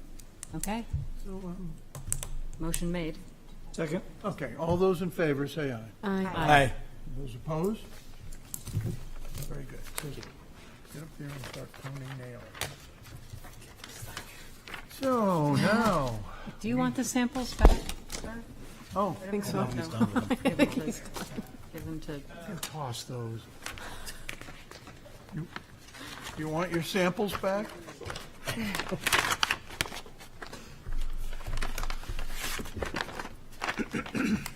I've never seen vinyl siding in such a neat little envelope. Thank you. Okay, everybody, petition of 129 State Street LLC owner for property located at 129 State Street, wherein permission is requested to allow exterior renovations to an existing structure modification to windows, skylights, door, canopy, railing size, and location as per plans on file in the planning department. Said property is shown on Assessor Map 107 as Lot 47 and lies within Character District 4 and Historic Districts. So this is indeed a work session, as is the next one, so let's pack it up and go down.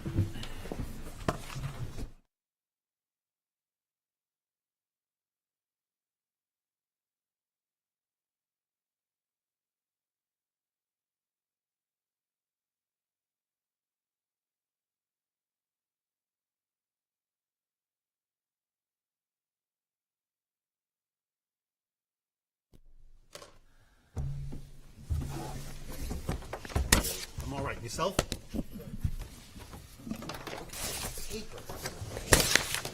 I think I'm in love with this guy.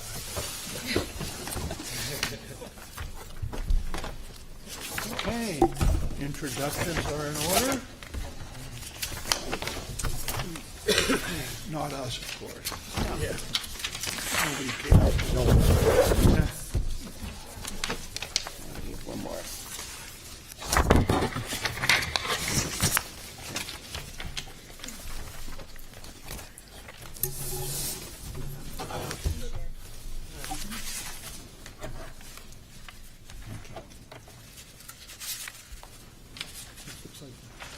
This looks like what we have. isn't it? There's just, on these drawings, there's just a minor change from what was submitted. Minor changes? Well, just a note. That's how, well, I'll go through it. Okay. You need me to introduce myself again. Hello, my name's Howard Spivak. I'm the architect for 129 State Street. And Shane Forsley with Hampshire Development, contractor for the project. HDC, very good. All right, Okay. so what have we got? So tonight, we want to focus on the proposed changes to the Sheath Street building and the solarium. We don't want to talk about the skylight tonight. No skylight. No discussion on skylight All tonight. right. And so that if you look at page 2 of 12, what we have done now is we've taken out all the steel on the wood frame house. It's all wood windows, wood framing. The only steel is now the solarium. So if you look on page 2 of 12 at the bottom corner, you'll see that we still have the clear store windows, but they're now within a wood framing, so it all becomes part of the house. And it's then it's 6 windows. It's a lot line fire rated glass with a wood trim on the face of it that is the same moldings as on the double hung windows. So it's the same in the same spacing around it. And then if you look at the top picture, you see the solarium on the bottom. The top will be wood doors that pick up the same proportions as the windows. And it's hard to see on 12, but you'll see it on the elevation. Actually, if you then go to page 3 of 12, the bottom right, the 2 drawings on the side, you see that the windows on the upstairs on the right, the 3 and the 2 on the left, we've now had the divider in between, and the proportion of the glass is the same proportion as on the historic house. And if you look at the bottom, it's 2 double hung windows and the door, the glass is the same proportion as the historic house, and then the clear story. So we've taken your concerns, and we've picked up the proportions from the historic house and brought them over, and everything within the wood frame house is now wood windows. Then on the top of the house, we had 4 windows. We now have 5 windows going all the way across as originally approved.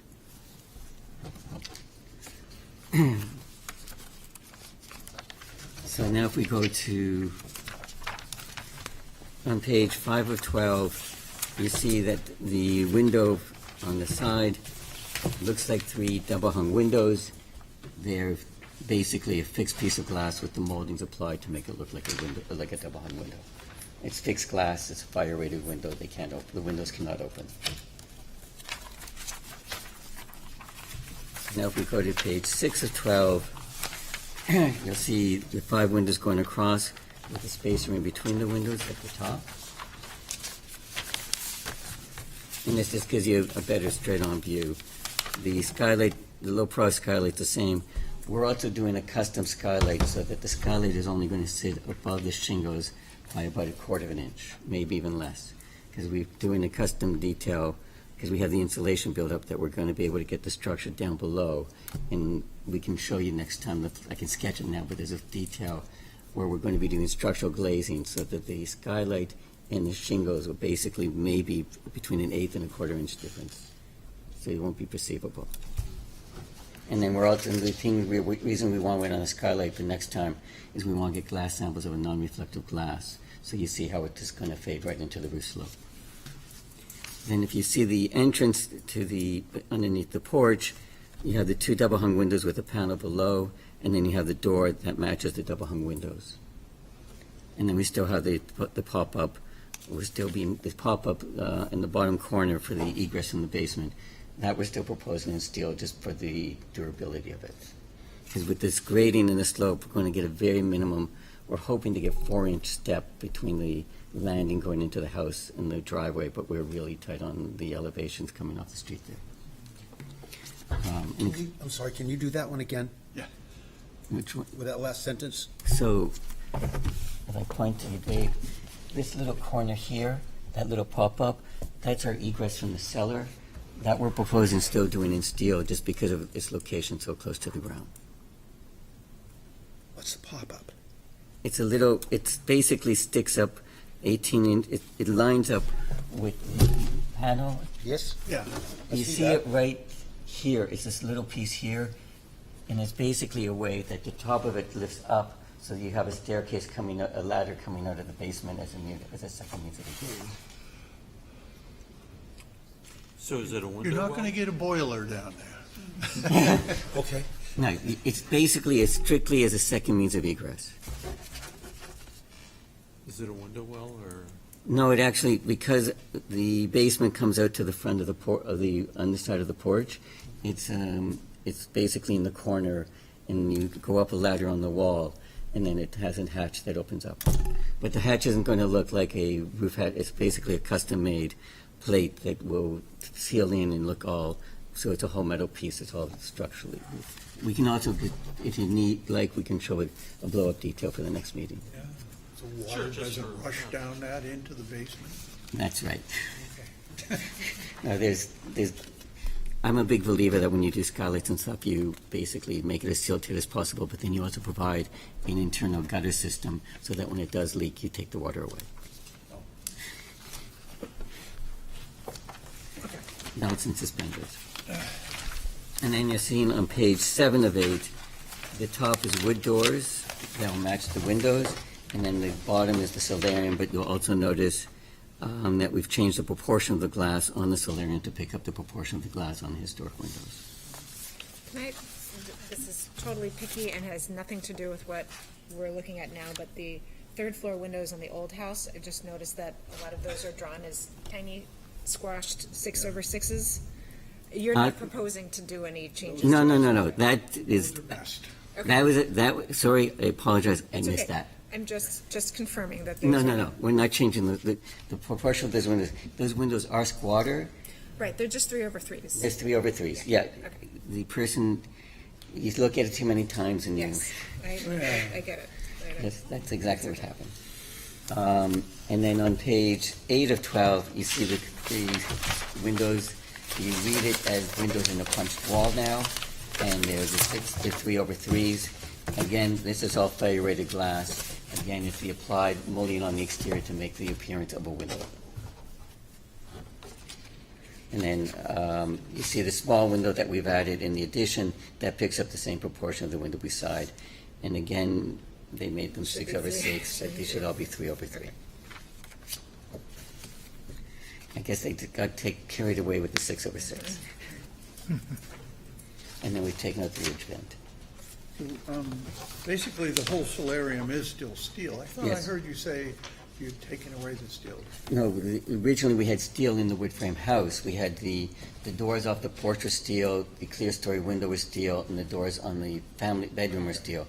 And so we thought there's a nice composition now that we keep everything in wood, that we made the windows more as punches so that you read it as a wall. and that the solarium becomes that special piece that becomes the connector between the historic house and the new house. And it becomes that special little piece. But everything within the wood house is wood, and all the windows are in proportion to the historic house.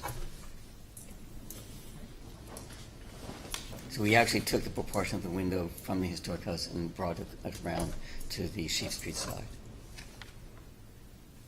So you're also proposing a rail that mimics what you're doing in the window frame? What, you mean for the solarium or for the? Yeah, both Yeah, of us. yes. Okay. Is that, how is it going to be the same material? Same material. Same material, okay. All steel. All steel, okay. In between the doors, there's going to be a post at the back to support the roof, because the roof of the solarium is also glass. So there's a steel tube that comes up and turns in, which again, once if the committee approves the concept, we'll then come back with detailed drawings showing how we're building it. So everything, what we're going to be doing here is all custom made, so we're happy to share all those details.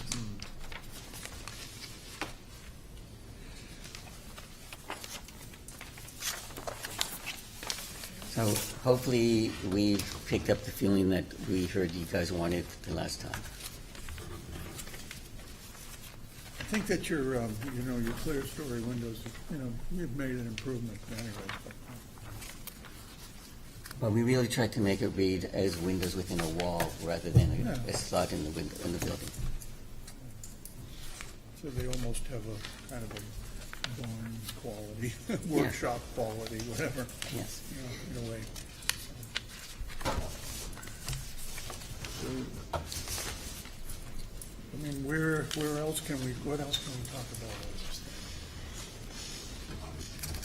Does anyone want to talk about the back of Sheep Street? What is the page 9? No eave overhang? So the page 9, in last time, and this is something that our owner, that Mr. Doyle is trying to work out with the neighbors, and I'm not going to get into the politics of that, that's not my purview. I see.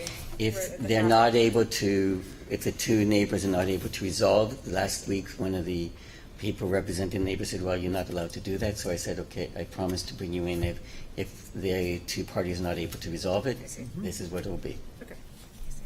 Hopefully that won't be the case, but that's. Can I make a quick comment? Certainly. Jim Keane, at 123. Yeah, get up onto the microphone. Jim Keane at 123 State Street. It's actually not an issue between neighbors. Shanti Wolf, the inspector, by code, if there is a wall, a wall within 2 feet of the property line, the code doesn't allow projections, period. Plain and simple. So it has nothing to do with us. It's a code situation that will not allow it within 2 feet of the property line. Thank you. I'd like to add something, if I might. Certainly. I'm here this evening speaking on behalf of myself as a member of the association, as well as the Sheep Street Neighborhood Association. I'll speak for myself first. As Jim articulated, there's no dispute between the neighbors. We have come to an agreement based upon the 3 criteria that the HDC outlined in the previous proposal. It's signed, authorized proposal. And Mr. Spivak, I'll be happy to get a copy of that to you. It provides, I want to add, it provides for adequate drainage, which is not represented here. So I guess my question is, do you intend to do that? Mark, I'm not going to get into those discussions tonight, but that's something you could... Excuse me. Mark, This is just a work session. These are not working drawings.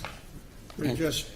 Mr. Chairman, this is, with all due respect, this is a very important issue. I understand that. So the question is simple. And if he intends to do it and work it out in a subsequent work session, Well, he he has can to. articulate that. He has to, doesn't he? Is Because you that- signed an agreement. I mean, there are ways of having internal gutters. that would carry the water down inside the building. And so there are ways to make this work. I understand that. Okay. I want to establish on the record, Yes, you have, specifically, okay? And I would hope that at the next work session, it's represented. Okay. That was the will of the HDC. Yeah. Secondly, I'd like to speak on behalf of the association, unless other members want to speak first.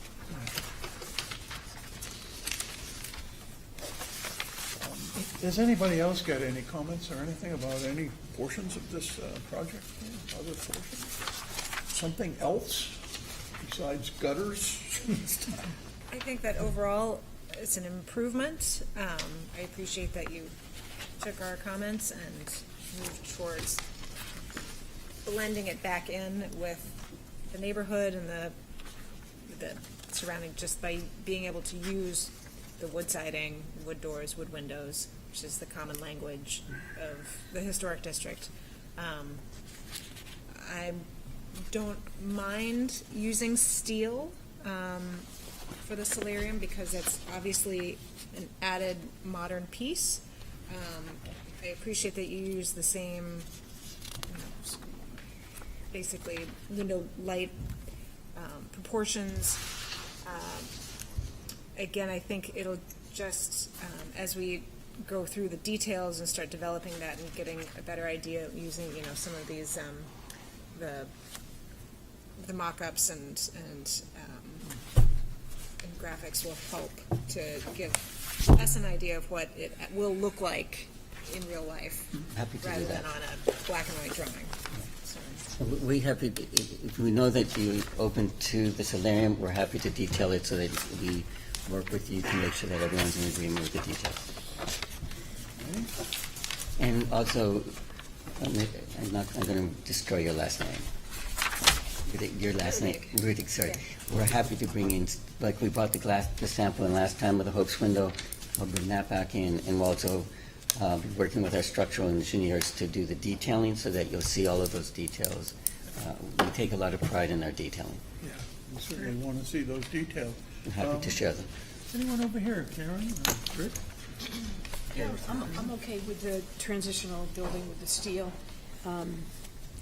See how it develops, but the railing with the steel and the glass is kind of foreign to me. It might be okay, but I'd like to see how that develops. Sure, happy to.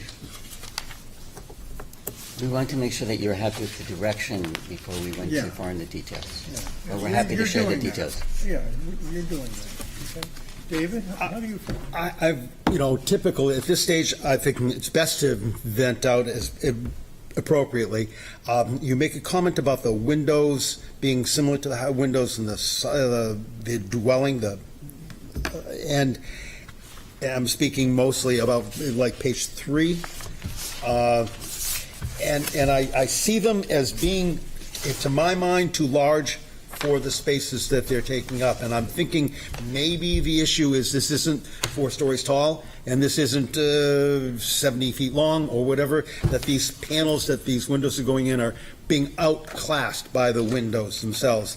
I do find myself going back and looking at the implied symmetry of the smaller windows with one centered over each of the garage doors as much more appropriate than the big chunk of windows in the middle of the garage doors. I find a similar kind of size problem with the 3 windows that are in the second floor portion over the I don't know what that is, that vestibule room. The kitchen? Is that the kitchen? Thank you. Over the kitchen. I think that they're out of scale once again because of the size of the sidewall. They're outclassing the sidewall that they're looking in. They don't represent anything to do with the sensitivity of the fenestration that we see on the street. Similarly, I find that the row of transom windows run through the porch area. I think to me is an awkward thing. Maybe it's common in modern buildings, but I don't see it as being any part of our historic traditions of what happens under back porches. As far as your hatch, I guess you'll have to talk to the submarine guy as to how that's going to work out. Moving to, I guess, just stopping briefly on page 5 and looking at that composition thing. I'm still unclear as to what that is, but I'm confused that you're going to have one panel of glass with all of this stuff glued to the surface of it. Seems like a demarcation strong from our typical patterns of fenestration in the community. It's going to look, from the exterior, it's going to look like 3 double-hung windows. Even that crawls up my leg a little bit. Yeah, but it is 3 stories high. It is indeed, but it's right there on that street, because I always go that direction when I'm driving on Sheaf Street. Moving along to page 6. At this point, we have a dead-on view, and granted that this is not how human beings see things. This is an elevation. You have to be sensitive about looking at an elevation. But having said that, I find the help me here. I had it. The jog that you've put on the first floor of the garage, extending under the porch roof, that's so awkward. That's so contrived. I guess I'm reacting to the contrived nature of that. And I guess along with that conversation, I really miss the massing of the porch posts that were in the previous drawing. These look like 3.5-inch square posts. They're round posts. But if you want, okay, these 3.5-inch posts look like pieces of well-painted lally columns, the kind of thing you find supporting a structure in a basement in Mr. Wyckoff Lofts. I think that they're way too light for the roof. I think that they don't work with the massing of the glazing in the windows that are behind them. Moving over to page 7, I'm struck by how much I don't know about balustrades.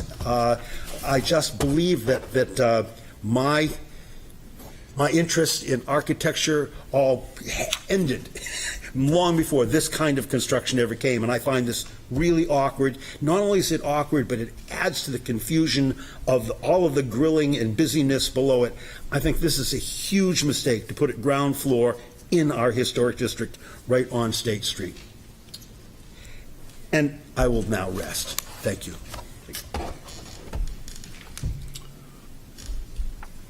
Yes, please. Thank you. So I really, I appreciated the building we approved back in May of last year. And I want to be respectful to this process as well. So is there plans to come back again with a new plan? Like, it's just going to keep happening? I don't, you know what I mean? I don't want that to happen. And honestly, I think most of the solarium and the changes to the windows on Sheaf Street and on the south elevation, south and north, and I guess the west elevation, I just feel like they contrast with the historic context that surrounds them. I would, obviously I'm supportive of the one we approved back in May, and I understand that addition isn't historic, but I just feel like this is, we asked for an inch in May, and now we're asking for another foot on top of the inch, and I don't like where it's going. It's turning into a tic-tac-toe board, you know what I mean? It's almost, it's just not historic at all to me, and I don't. I'll be supporting it. I'm going to kick in with a few comments. It's not historic. No. It's a new building. There's nothing there right now. I know. I don't see Mr. Adams' comments about the double hungs and then the triple double hungs that are on the back of the building. I think proportionately, in my opinion, they're fine. They are, they look to be like, 10 by 14 panes, and proportionately, they work fine for me. I do understand the comment about the clear story window extending around the corner and into the porch. Is there some plan that you have in mind to make this place look like it's cut off? On the inside, you're going to have that band of light all around it. Is that, The is inside, that part of your master plan? the inside has a band of light going all the way around it. Is the plan is to have the light to come in all the way around in the kitchen, in the entry, in the mudroom. That was the goal. It does look awkward. And I think that you probably can deal with the comment about the garage looking like it extends into the porch a foot, which apparently it does. It does. But part of that is just, I mean, architecturally, I wish we didn't have to do that, but part of the problem is the garage is very narrow. I understand. And there's nowhere to put garbage Yeah, cans. but without there's that. certainly something that you can do besides just put clapboards on it and hope. No, we could actually, architecturally, we can come up with a I'm solution. sure you can, yeah. So we can make it there, but we can maybe offset it in such a way that it does, we can maintain the line coming straight down and work out a way to do it. I do understand the lolly column comment. That I agree with. I missed that, those columns, the intent of those columns was to be larger round columns. And Well, we'll make thank them, you. making them Boy, larger that was round columns. easy. So they're probably going to be 5 inches or whatever. 5 to 6 inches. Yeah, 5 to 6 inches, because they, they do stand That out was just, there. that was an oversight. Yeah, another oversight. That's fine. So you're going to have to get these oversights all corrected, or That's fine. somebody will use it as a reason to shoot this down. Well- I do have a problem also, though, and it's nothing that I'm used to, your glass and steel railing system up there. We're happy to change the glass and rail system Yeah, to a standard railing. essentially, what you proposed, well, what the previous person proposed a while ago, I don't know what page it's on, but the Page 7. standard railing, We're happy to do that. yeah. That's, my opinion, that standard railing. Does anyone else shake their head up and down? Just simplified. Simplifying, Happy to do it. yeah. That's it for me. Anybody else? Yeah, Martin? Well, I was just gonna, I think you're trying to maintain some of the modern language involved with the transparency, and yet still satisfy this boards with some of the window, wood windows and things like that. I can appreciate that. I don't have as much heartburn because it is a new part of the building. It's a new part of the complex. So if you're going to abandon the steel rail, I was going to ask for a detail of it. But if you're going to give up on it, I mean, you probably feel like you're, It's a under balancing act. assault. I agree, some of the proportion of the windows are kind of awkward for such a small structure. They're pretty big. They do look like they belong on a bigger building, and like I said, you're still trying to get that transparency. So I don't have as much heartburn about it as some people, but I'm still undecided. So, I understand that it's a new building, but looking at our findings of fact and our review criteria, I'm looking at consistent with special and defining characteristics of the surrounding properties. And somehow, I don't feel this new building fits that bill. As David mentioned, and I think Martin has just alluded to, the proportions of the new windows in the new building take up way more space as window space compared to the surrounding material. And if you look at the historic brick building, the proportions are different. And so, and if you look at other buildings on Chief Street, you would say the same thing. So while I understand that it's new construction, it still needs to relate or talk to and be sympathetic to some of the design criteria that's around it. And I would be more supportive of different materials if the proportions were more in relation to the historic character that surrounds it. So I think, to me, just changing out steel for wood didn't solve the problem of how the building relates, the new building relates to the proportions and the characteristics of the surrounding properties. So that's where I'm getting hung up, just in general. And as I stated before, it was very difficult for me to approve the earlier building, so this building is more over the top, more details, more new stuff, more things added to it, more attempts to make a modern structure attached to this old building, and it's just not, it's not working for me. Sorry. I'm just going to follow up again. I kind of have opposite opinions when approaching new construction in the historic district. A lot of what everybody has said is true. I think you can make adjustments to the windows to make them look a little bit, more appropriate, better proportions to match the surroundings. What I really don't want to see is this going in the direction of looking like it was built in the 19th century.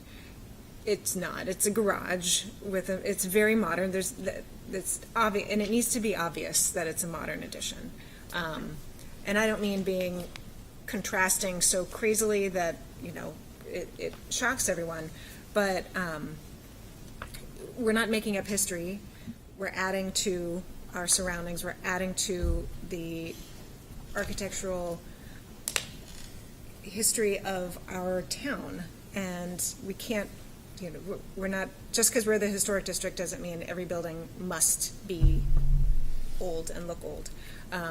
It's always an evolution. So I think this is a hard thing to do, but I think that you're moving in generally the right direction to make this addition that is being built in 2024, probably, be of that age, but still be appropriate to its surroundings.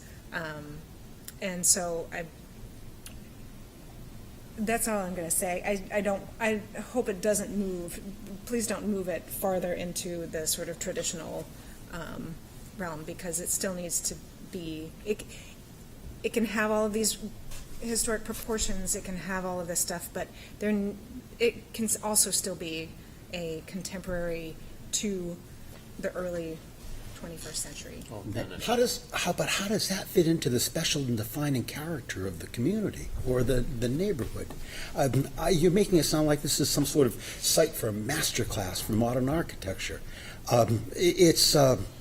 We are supposed to be leaning heavily on the context and association and contribution of buildings to the existing community, not blazing new trails. But maybe that's not the finding of fact that this gets approved on. I was just responding to her argument. Oh, yeah. Well, that was what I was thinking, but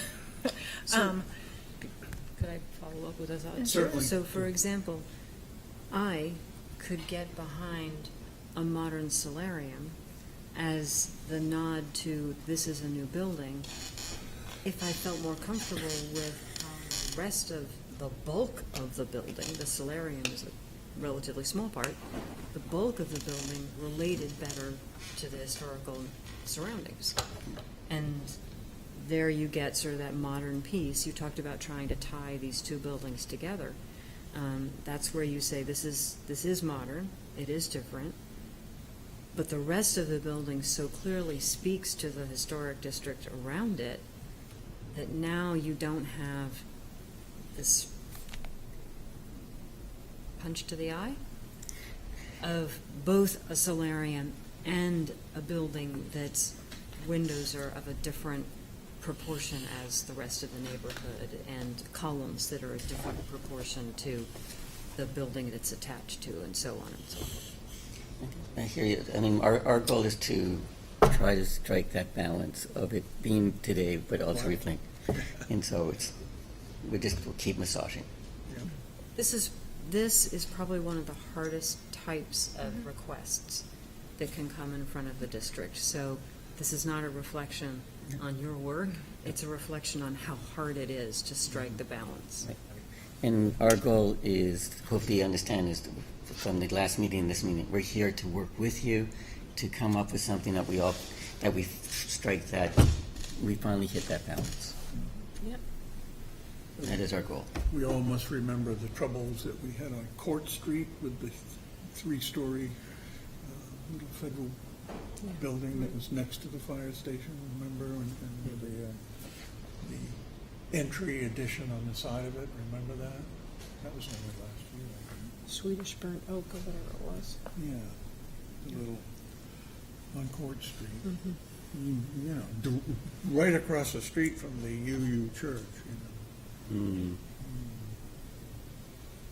So they have a modern entry foyer thing on the side of it that's set back a little bit. Carlos project? No. Was that, no? No, it's I'm the sorry, I'm old confused. Universal Church. Yeah. Yeah, the old Carnan house. Carnan. Yes. Yeah. Painted gray. So if there's no more comments from any of us? I, Yes, certainly. Mr. Chairman, I'm going to reverse my comments and speak on behalf of the association first and then myself again. I believe that Mr. Adams' comments in general are accurate. They're very, very accurate. And stated, I think, much better than I could. But for the most part, I concur. The windows are large. I think the architecture does not reflect the oath and obligation that the HTC has. He's absolutely right about that. This isn't a question about new or modern. It's I've labored over those regulations in an effort to fully prepare myself for meeting with the HTC. And in doing so, I think David's correct. The obligation does it fit in the neighborhood? And it is a difficult project, very difficult. The reason for that is, with all due respect, they want to stretch the envelope. They've increased the mass right to the very limit, I mean, the turning radius is difficult.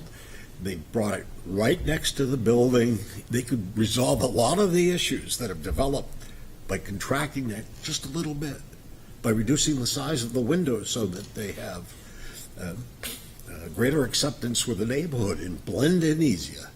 So, again, in the spirit of feedback, that's the feedback, and that's the standard that the association wants to hold them to. With respect to my own personal views, I feel that the windows, those horizontal windows that I commented on them last, I'm trying to see where they're depicted, what page they're depicted on.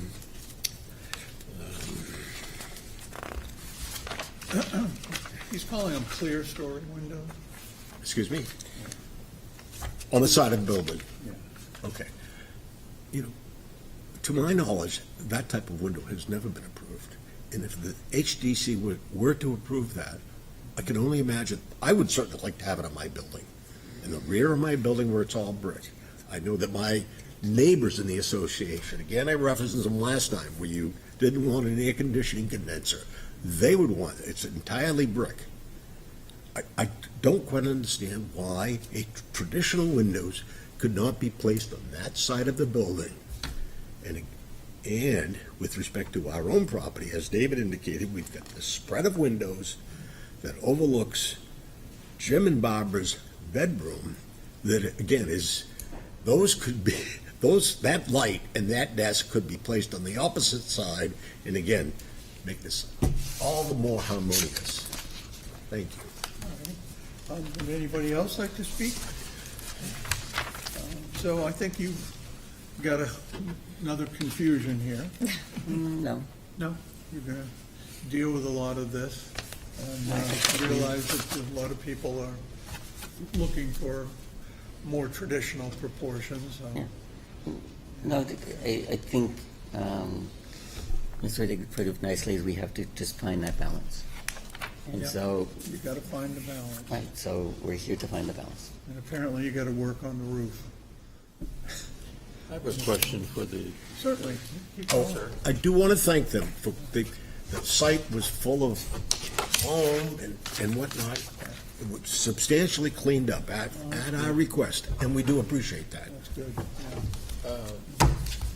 You mentioned massing as being an issue that's objectionable. I'm sorry. You mentioned that massing was objectionable, and you mentioned the language of the architecture was objectionable. Would one trade off from the other?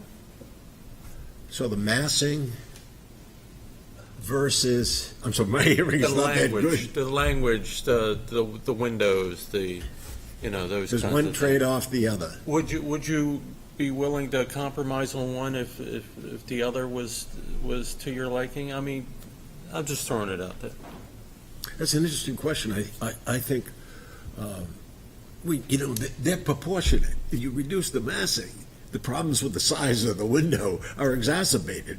So there needs to be some proportionality, but I think that would remedy quite a bit. And I think to the extent that it's not so facing forward, it's right in the street, right on top of you. As you come down in either direction, there it is. Having a smaller mass would allow, I think, for more dramatic architecture or more flair in the architecture. That was a good and complicated question.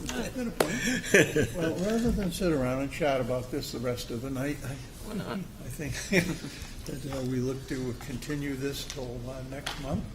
So moved. Second. All those in favor, say aye. Aye. Thank you. There you go. All right. Thank you. Can we keep the paper? Yes, you can keep the paper. Excellent.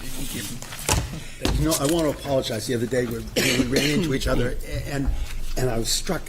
I have a buddy I used to sing with back in the old days named Ray DeMarco, and you look like his brother, and I'm looking at you wondering why you're Ray DeMarco and what are you doing here? How come he doesn't play piano? Exactly. You know Ray, and you know what I'm talking Ray's about. the best. Yeah. So, no. And we like Ray. Good. Yeah. So we rent an apartment in town. Our goal is not just to be these outsiders coming in. I'm going to be spending a lot of time in Portsmouth over the next 2 years. So that's our warning. We should get used to this. No, it's a warning that, it's not a warning, it's basically saying we're here to work with the committee, not to come up to find that nice balance. All right, thank you very much. Well, we're looking forward to it. All right. So, work session requested by John Galt, owner, for property located at 14 Market Square, wherein permission is requested to allow new construction to an existing structure, add curbed rooftop addition and dormers. As per plans on file in the planning department, said property is shown on Assessor Map 107 as Lot 29 and lies within Character District 5, Downtown Overlay, and Historic District. Hello, introduce yourself again. Good evening. It's good to be back. Tracy Kozak, Arcove Architects. I'm here with Marie Bodie from McNabb Properties, here on behalf of the owner of this property, John Galt. And thank you for having us. John Galt was a character from a book. Yes. So how can Yes. he So own- there's a theme. Each property gets a name, and Has somebody changed their name to John Galt? Because things are getting very strange. well, it has no relation to the design. So. Well, it does. but that's Nope. Okay, so this project, what we're doing is we're converting office space to workforce housing. So not John Gold. But we are trying to get a little extra room up in the attic level for housing. And this is something that this owner is doing at various properties throughout town to try to provide housing for workers.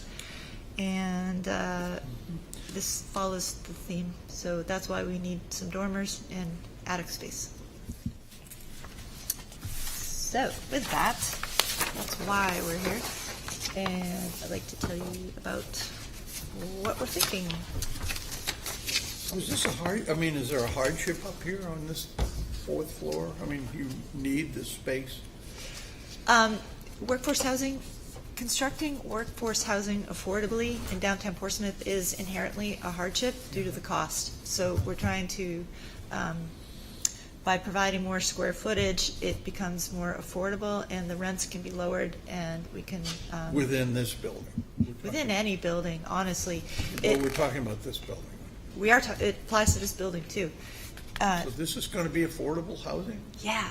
Well, not affordable workforce. I guess there's a distinction. This building here, 14 Market. Indeed. Right now, it is expensive office space, but it is not going to be that way. We hope it will provide housing for people who work in restaurants and schools and whatnot, right in Market Square, which is crazy, right? But we think it can be done. One of the keys to making that happen is an effective use of the square footage of the building compared to the footprint and trying to maximize space. So we'd like to make it an apartment up there. Is it just one apartment that goes on the floor? We're looking at that. It could be one or two. Right now, the thought is to provide larger apartments with several bedrooms so that there can be roommates. So it helps the cost effectiveness to have, if you build a bunch of one bedrooms that each have a big kitchen and a bathroom, that gets really expensive. The kitchens and bathrooms are the most expensive thing. So we're finding it's kind of an old fashioned notion to have roommates to lower your rent, and that's what we're looking at doing here. So these are larger units? They're larger apartments. They're not one bedrooms. It's probably not a 2-bedroom. We're looking at 3 bedrooms, maybe 4 bedrooms. Okay, do you want to start? Yeah, absolutely. 4-bedroom working class housing on the 4th floor overlooking Market Square. Am I on the wrong page? With 5 bathrooms in each one. Well, yeah, and you'd have some extra bathrooms, of course, if you have extra bedrooms, but. Remarkable. Yeah. It's interesting, but is it our purview? No. Well, it's, she's trying to establish Why? This is So, why. We're talking about it, but we don't have to. If you don't want to talk about it, Martin, we will. No, let's talk about it. Yeah. Okay. This building on the corner, we all know and love. It's in the heart of Portsmouth and Market Square. We do not take that lightly. It is a mighty responsibility to care for our Market Square. So built roughly 1850. It has housed a number of different businesses. In the early days, it was banks, different banks kind of cruised through there.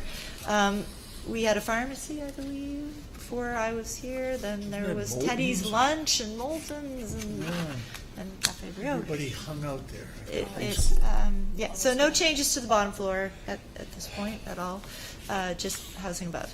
But it's part of an important commercial block to the right, as you know, are the bank buildings. It was the First National Bank of New Hampshire, and then it changed to a few other banks. It was originally in the 1700s a gambrel house that looked a lot like, to the right of this, not this one, just to the right of it, where Rero used to be. It looked like the Buckminster House, gambrel, that burned down in 1802. They built a wooden bank building that was really weird for Portsmouth. It had a recessed arcaded porch with 2 towers, Italianate. That became unloved in 1869, and they put they divided it into 2 banks, and then in 1904 they put the. But that's not the building we're talking about. It is. Wait. It is, because they put that pediment and then the huge glass stained dome inside, which you cannot see except for the glass pyramid, which is right next door.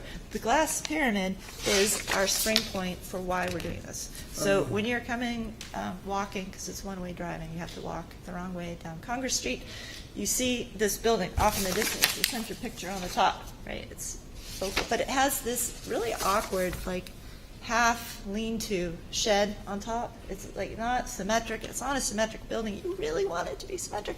It's facing the church, and it's not. It's just sort of leaning over, and it looks really weird. So It's a But it's brand new been there forever, copper so we're roof. used to it. Nobody minds. It's a brand new fine. copper roof, because we approved it Yes, just a I few know, years I ago. know. It's a very nice roof. But next to it, to the right, is this little glass pyramid no one really knows about, but, except you guys. Then you go in and you look up and you see that grand dome. So, we thought it would be, better than doing little dormers or just a gable attic, which doesn't seem to relate to this architecture, to give some homage to that beautiful structure right next door under that pyramid. And so, if you go to the next page, and the next page, that's just the neighborhood. On the upper right, that's the dome, that's right next door under the pyramid. And so basically we thought if we created a reference to that form in a smaller, subtler way, just a half a, an arch, which we see glass fanlight arch transoms all over at doorways and in pediments, smaller pediments. We thought that would be a fitting cap to this roof, which is facing a very formal church and a very important square, to give it some presence and to make it look like it was on purpose. So that's the why. There's some historical pictures that show this throughout history. There have been a lot of changes to that block, as you can see. This particular building hasn't really changed much at all from the cornice down to the ground on that particular side. So the other thing I just want to mention is that this is, and the dormers on the side, which you'll see in the elevations, are matching the scale of the building behind it on Daniel Street. We've taken strong cues from the corbelled brick cornice that's behind it, and they have these really cool brackets of corbelled brick between the windows right next to it. So we've used that same detail in wood on this shed dormer that's on the back. And all of these elements, the curved roof addition and the dormers, could be removed someday and no harm done. It would look like it does today. Nothing on the existing structure is changing. We're not touching that. All of this complies with the Secretary of the Interior standards for rehabilitation for additions, that you don't wreck what's there, you don't touch it, and if you put an addition, make sure you know that, well, one, it's compatible in scale and form with what's around it, but that it's also distinguishable and not a conjectured recreation of what someone thinks would have been done, had it been done, but it wasn't done. So it's what it is. Yes. So, that is why we are trying to celebrate and celebrate the square, and we think it was done pretty well. 2 buildings over, at what was the Bank of America building. It's now Toscana. The dome was built on top. It used to be a flat roof, and it seemed shocking at first to think of putting anything on that flat roof, but now that it's there, it creates a graceful counterpoint to the marble colonnade at the first floor, and I think it really helps give that building a finish, and we hope to do the same thing here. So it's our first pass. Looking forward to your thoughts. This is your story, and you're sticking to it. Well, no, we want your feedback, and we're We'd like to have a few comments. setting the dial and like to know what you big think. dial. Actually, Yeah. be a dial. Would anyone just want to jump in, or? I just have a question. Is that a deck in front of it? It is. It is set back from the front facade of the building by a good 10 feet or so, so you could walk out. So is that only accessible to that top floor, or is that a? It would be, it's a private apartment, so anybody that was in that apartment could use that deck. See, how much is the overhang of the roof? Creates that shadow. So the glass wall is curved. So it's like you take the dome of Rira and you turn it sideways, chop it in half, so it's curved, but the front edge of the roof is straight. So in plan, I think there's a plan here you can see. So the answer to your question is that it varies from 0 to probably 3 feet.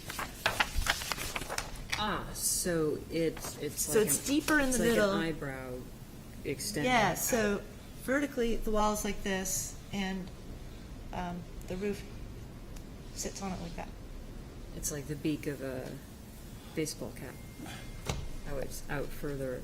Only if your face Back is this way. So how does the existing cheek wall, the existing odd sloping thing, how do these two things relate to each other? Does one sit in front of? Does it replace? So Is it we on top of? would propose removing the slopey shed roof.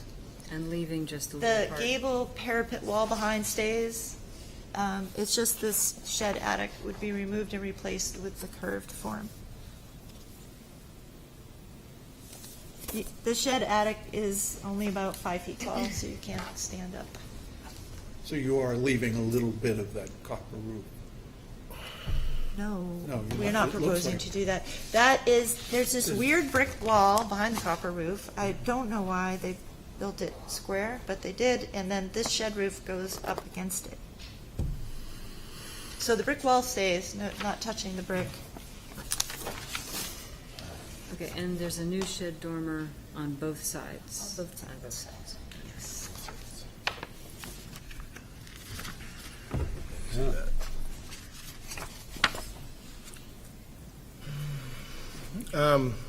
Yeah, I mean, so this obviously this is very sacred area, and I know we're comparing it to the two buildings next door, and I know the penthouse that was put on top of the bank.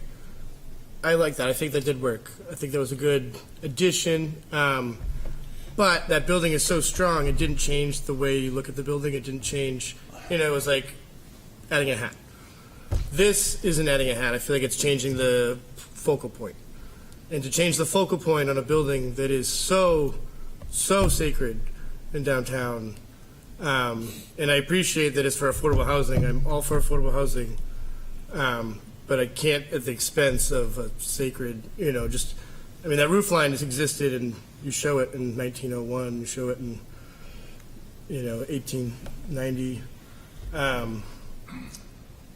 It changes the shape of the building. And it's like you look up now. You don't look. That dome will be the focal point, and I just think it's too much. Certainly getting rid of that funny shed dormer is a great idea, because it doesn't make a whole lot of sense either. But suddenly to put a hat shell on the top, it really draws everything away from the square and from the building and catches your eye.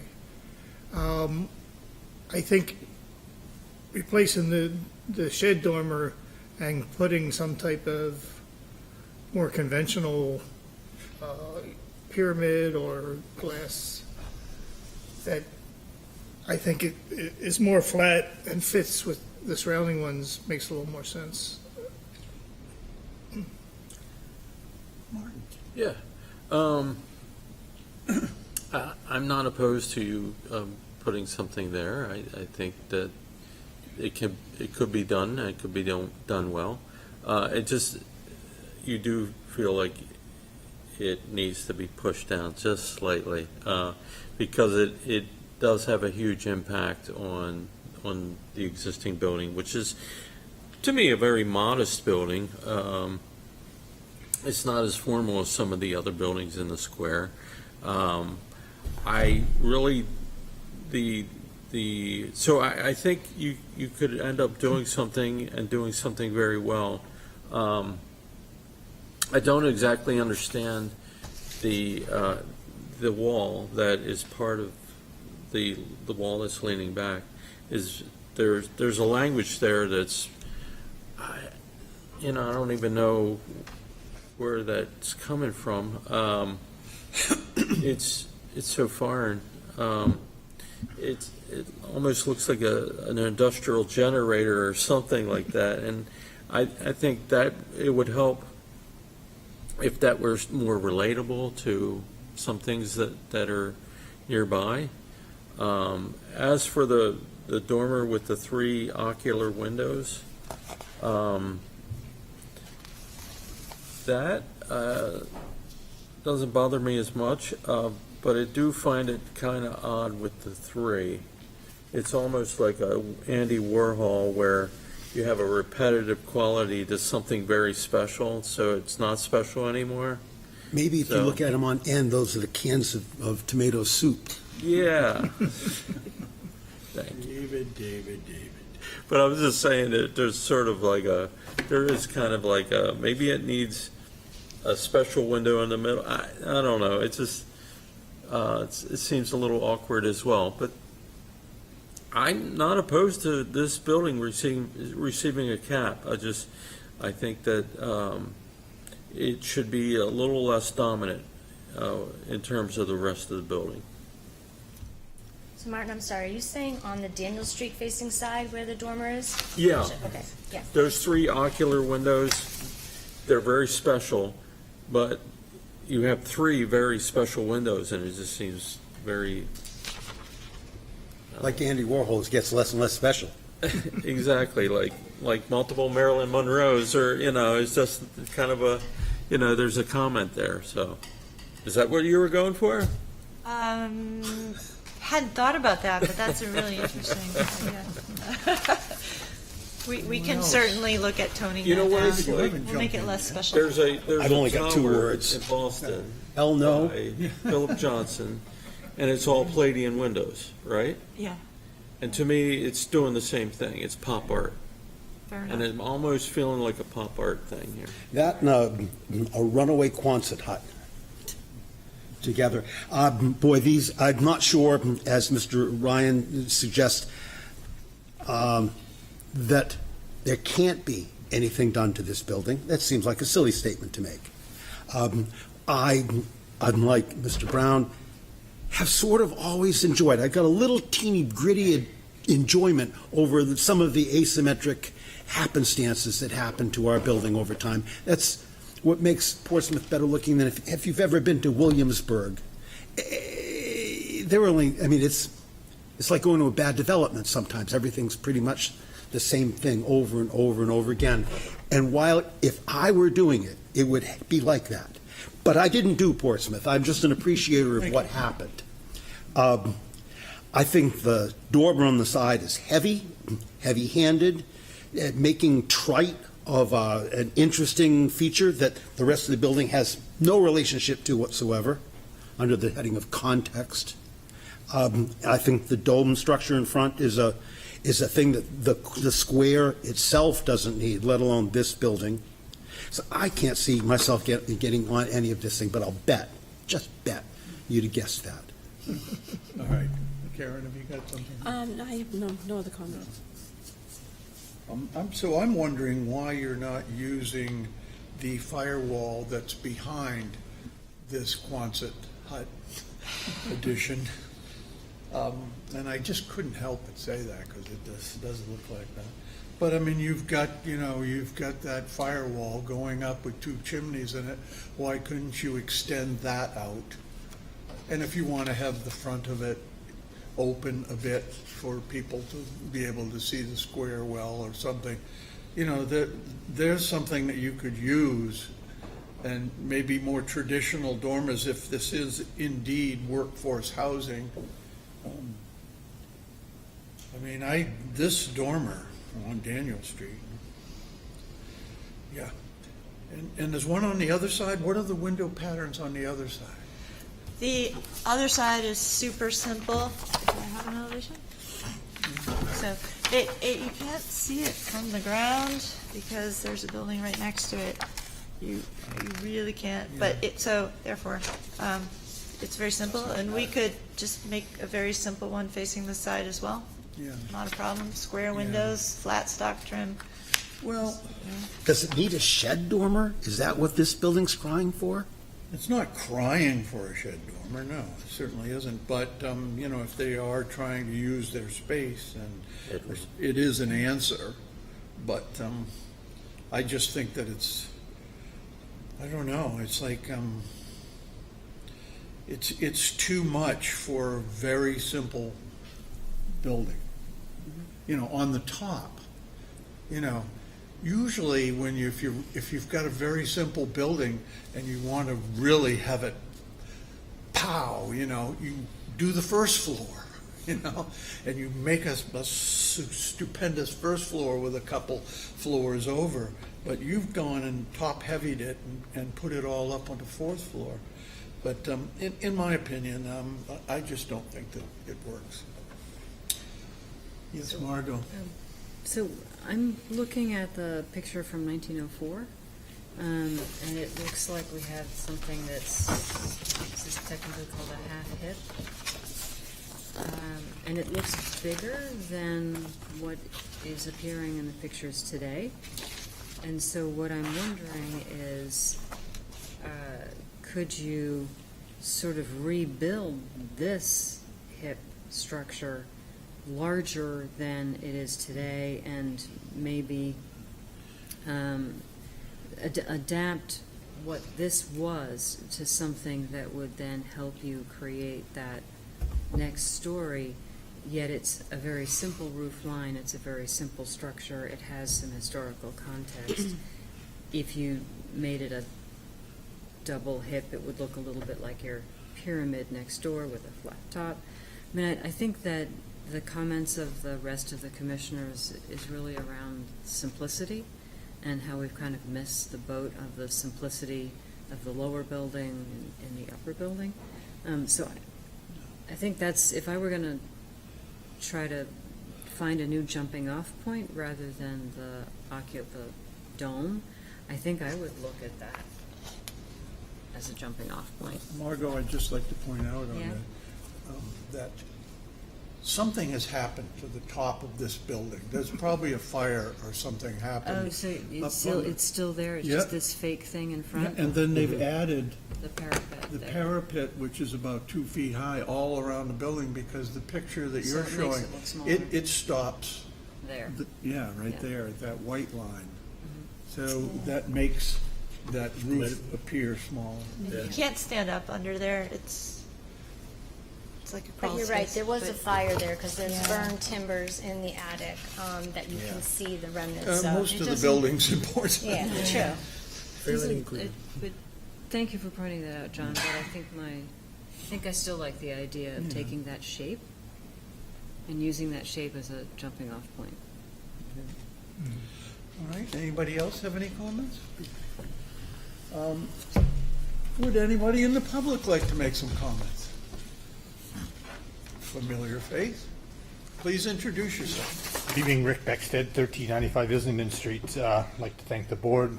Appreciate a lot of the comments. I had great concerns when I first viewed this. I don't come out a lot, but with some of the important things.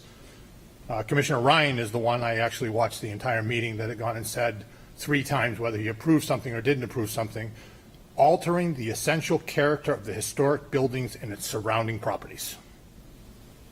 Anything that goes on the top of that building will do that very thing. Now, did a little bit of homework real quick with the help of a friend, John Galt. I mean, everybody said LLC. Actually, he's a character of 2 books. Yes, we know. Okay, so I didn't know that up till now. So I was a little confused by some of that, who the owner of this is. And Mark McNabb is the owner of this building. So the public should be aware of that. I think it's important. Mr. McNabb has gone and altered some of it. He's got a lot of projects going on. I get it. But this is just another milestone of being able to go create something that wouldn't normally be allowed.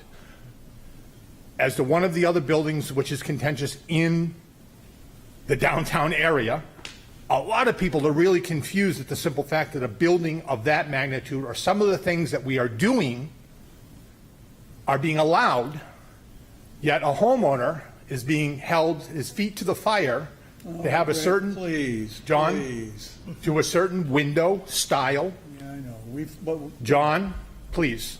This is a large building. John, please. John, please. That's another character. We get sarcastic. So I'm just, with a couple of things, I appreciate the simple fact, because I watched this this board to diligently go over the Margison building, which would not allow any type of a top portion, an addition or anything else, because it took away the essential character of that building. Also, I've watched this board diligently fight for slate. The roof line that's on Daniel Street is a slate roof that the previous owner put a lot of time and effort into restoring this building, and changing that by putting a dormer on would take away.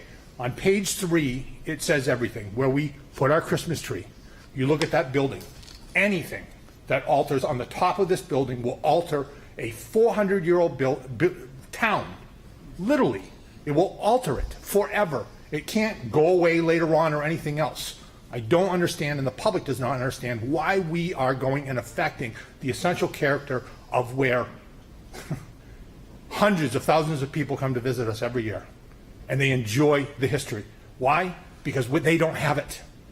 There aren't many 400-year-old towns that are literally around, especially in the United States, that enjoy what we enjoy.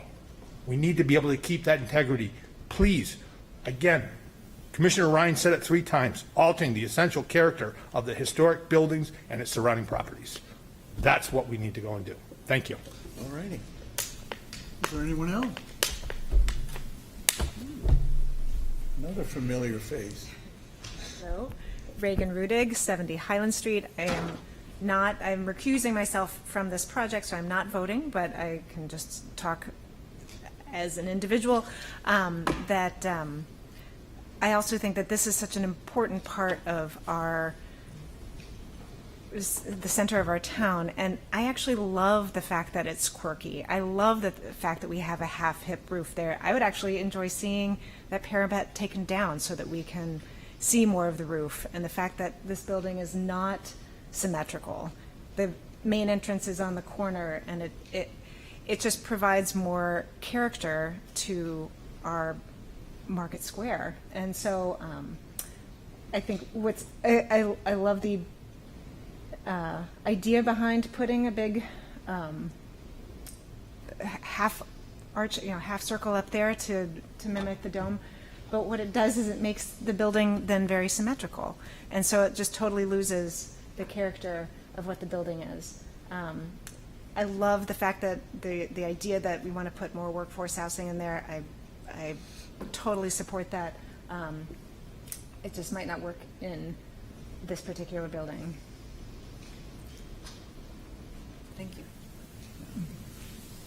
All righty, so, in rounding things off, I think you have a little bit of trouble here. All right, well, we will go back to the drawing board and take your comments to heart. Thank you for your thoughtful analysis. It's good to get a first impression. And Would you like a continuation to next month or the month after that? let's do the month after that. All righty. Yeah, that would be great. Yeah. Motion to continue until October. Second. All those in favor?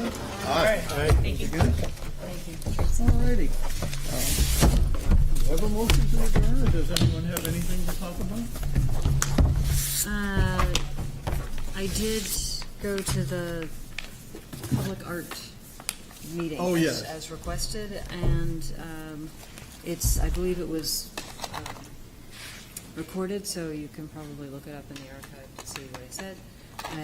I relayed the discussion that I had with each one of you individually about the basic idea of us trying to follow our criteria with regard to mass and how it fits into the historic district, the context of the neighborhood, that anything that's representing Portsmouth history be researched and that it actually be Portsmouth history, that the material's not damaged if it's being attached to a building and so on.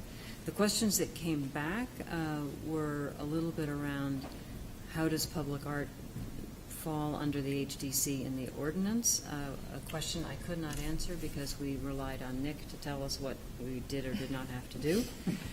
So I really couldn't answer that. They were also interested in, as part of the process, would it be useful to the HDC to have them review and opine on the art from an art committee point of view and kind of pass that along to us? Or would we want to make an opinion on how we feel it fits into the historic character, and then we've made our opinion and that's that. So I think they're struggling with trying to figure out how, where their responsibility might overlap with ours and where it might dovetail, and which comes first, the chicken and the egg. So, Rich, you may know more as a counselor. No? Okay. No, I mean, obviously, I understand that you would want, a piece of art in the historic district, you would want to hear from both boards. My only fear is that, like, you wouldn't want to create another committee to decide that, or another committee to, you know what I mean? So I wouldn't want to create another hoop for the applicant to jump through. But no, I haven't heard any more further on that. And the art committee they're not a voting board. No, I think they're not a just advisory. quasi-judicial board. They're just an advisory board. Yeah.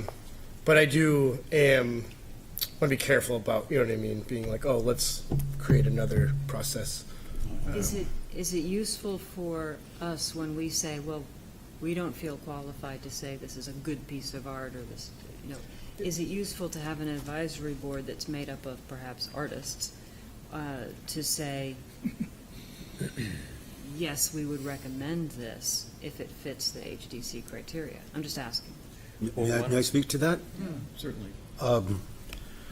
Just recently, we had an opportunity to speak with presenting artists about some work that was being done down in the middle of town. And I found almost everything that they had to say having no value to me whatsoever. Because I'm not an artist and I don't deal in art, and their attachments and understandings of the complexities and intricacies were just way beyond anything I could grasp. And so it was, I believe, a complete waste of time on their part to try to explain it to me. I didn't see any point. And I don't think the commission as a whole responded. It's sort of like the argument of whether or not it's workforce housing. That's got nothing to do with what we're talking about here. Either to be for it or against it has nothing to do with it. And I think that the commission delving into any form of art other than as a piece of material in our town, is it too tall, too short, too wide, too narrow, whatever that might be, those are there are arbitrary things, but to a group of people like us that practice in this field, they're pretty easy to understand. And I personally would like to keep it at that. And I think everything else is for somebody else to deal with. I would ask that there is an opportunity for them to present their opinion at the podium. I don't want to surrender our position just because there's art. So I don't understand that. I would value them to come to the podium and tell us what they think about the piece being presented. As members of the public, so to Right, speak. but As members of the public, not the artists themselves. no, they can present themselves As as an no. artist. I'm talking about the board. Oh, The committee. oh, I'm sorry. And they can say, as a committee, we're here to say, and the advocates have done that. Yeah, that would be efficient, as far as not creating another process. So you're thinking that they should look at it first? Because that's what They Margot should was look at saying. it as we look at it. They make the decision, and then they come before us and present it. I think that's right. Yeah. For the exact same reason, our input shouldn't be on how the art should change. Who wants my taste in art? Yeah, No, but I think to get their advice would be they should figure it out first. As long as the sculpture has dark green shutters on it, I feel it's perfect. Exactly. And I would like to reiterate, that boat is too small that we looked at last month. It's too small. And I think we missed an opportunity to actually exercise those judgments that we place on things. They were worried about, I know they presented to the city council, they were worried about the wind. I understand, And I know there was to some make it so it doesn't stop the wind. Right, I'm not a artist. Anyway, sorry. It was mentioned. Yeah. Good. Yeah, you did. Okay, so a motion to adjourn?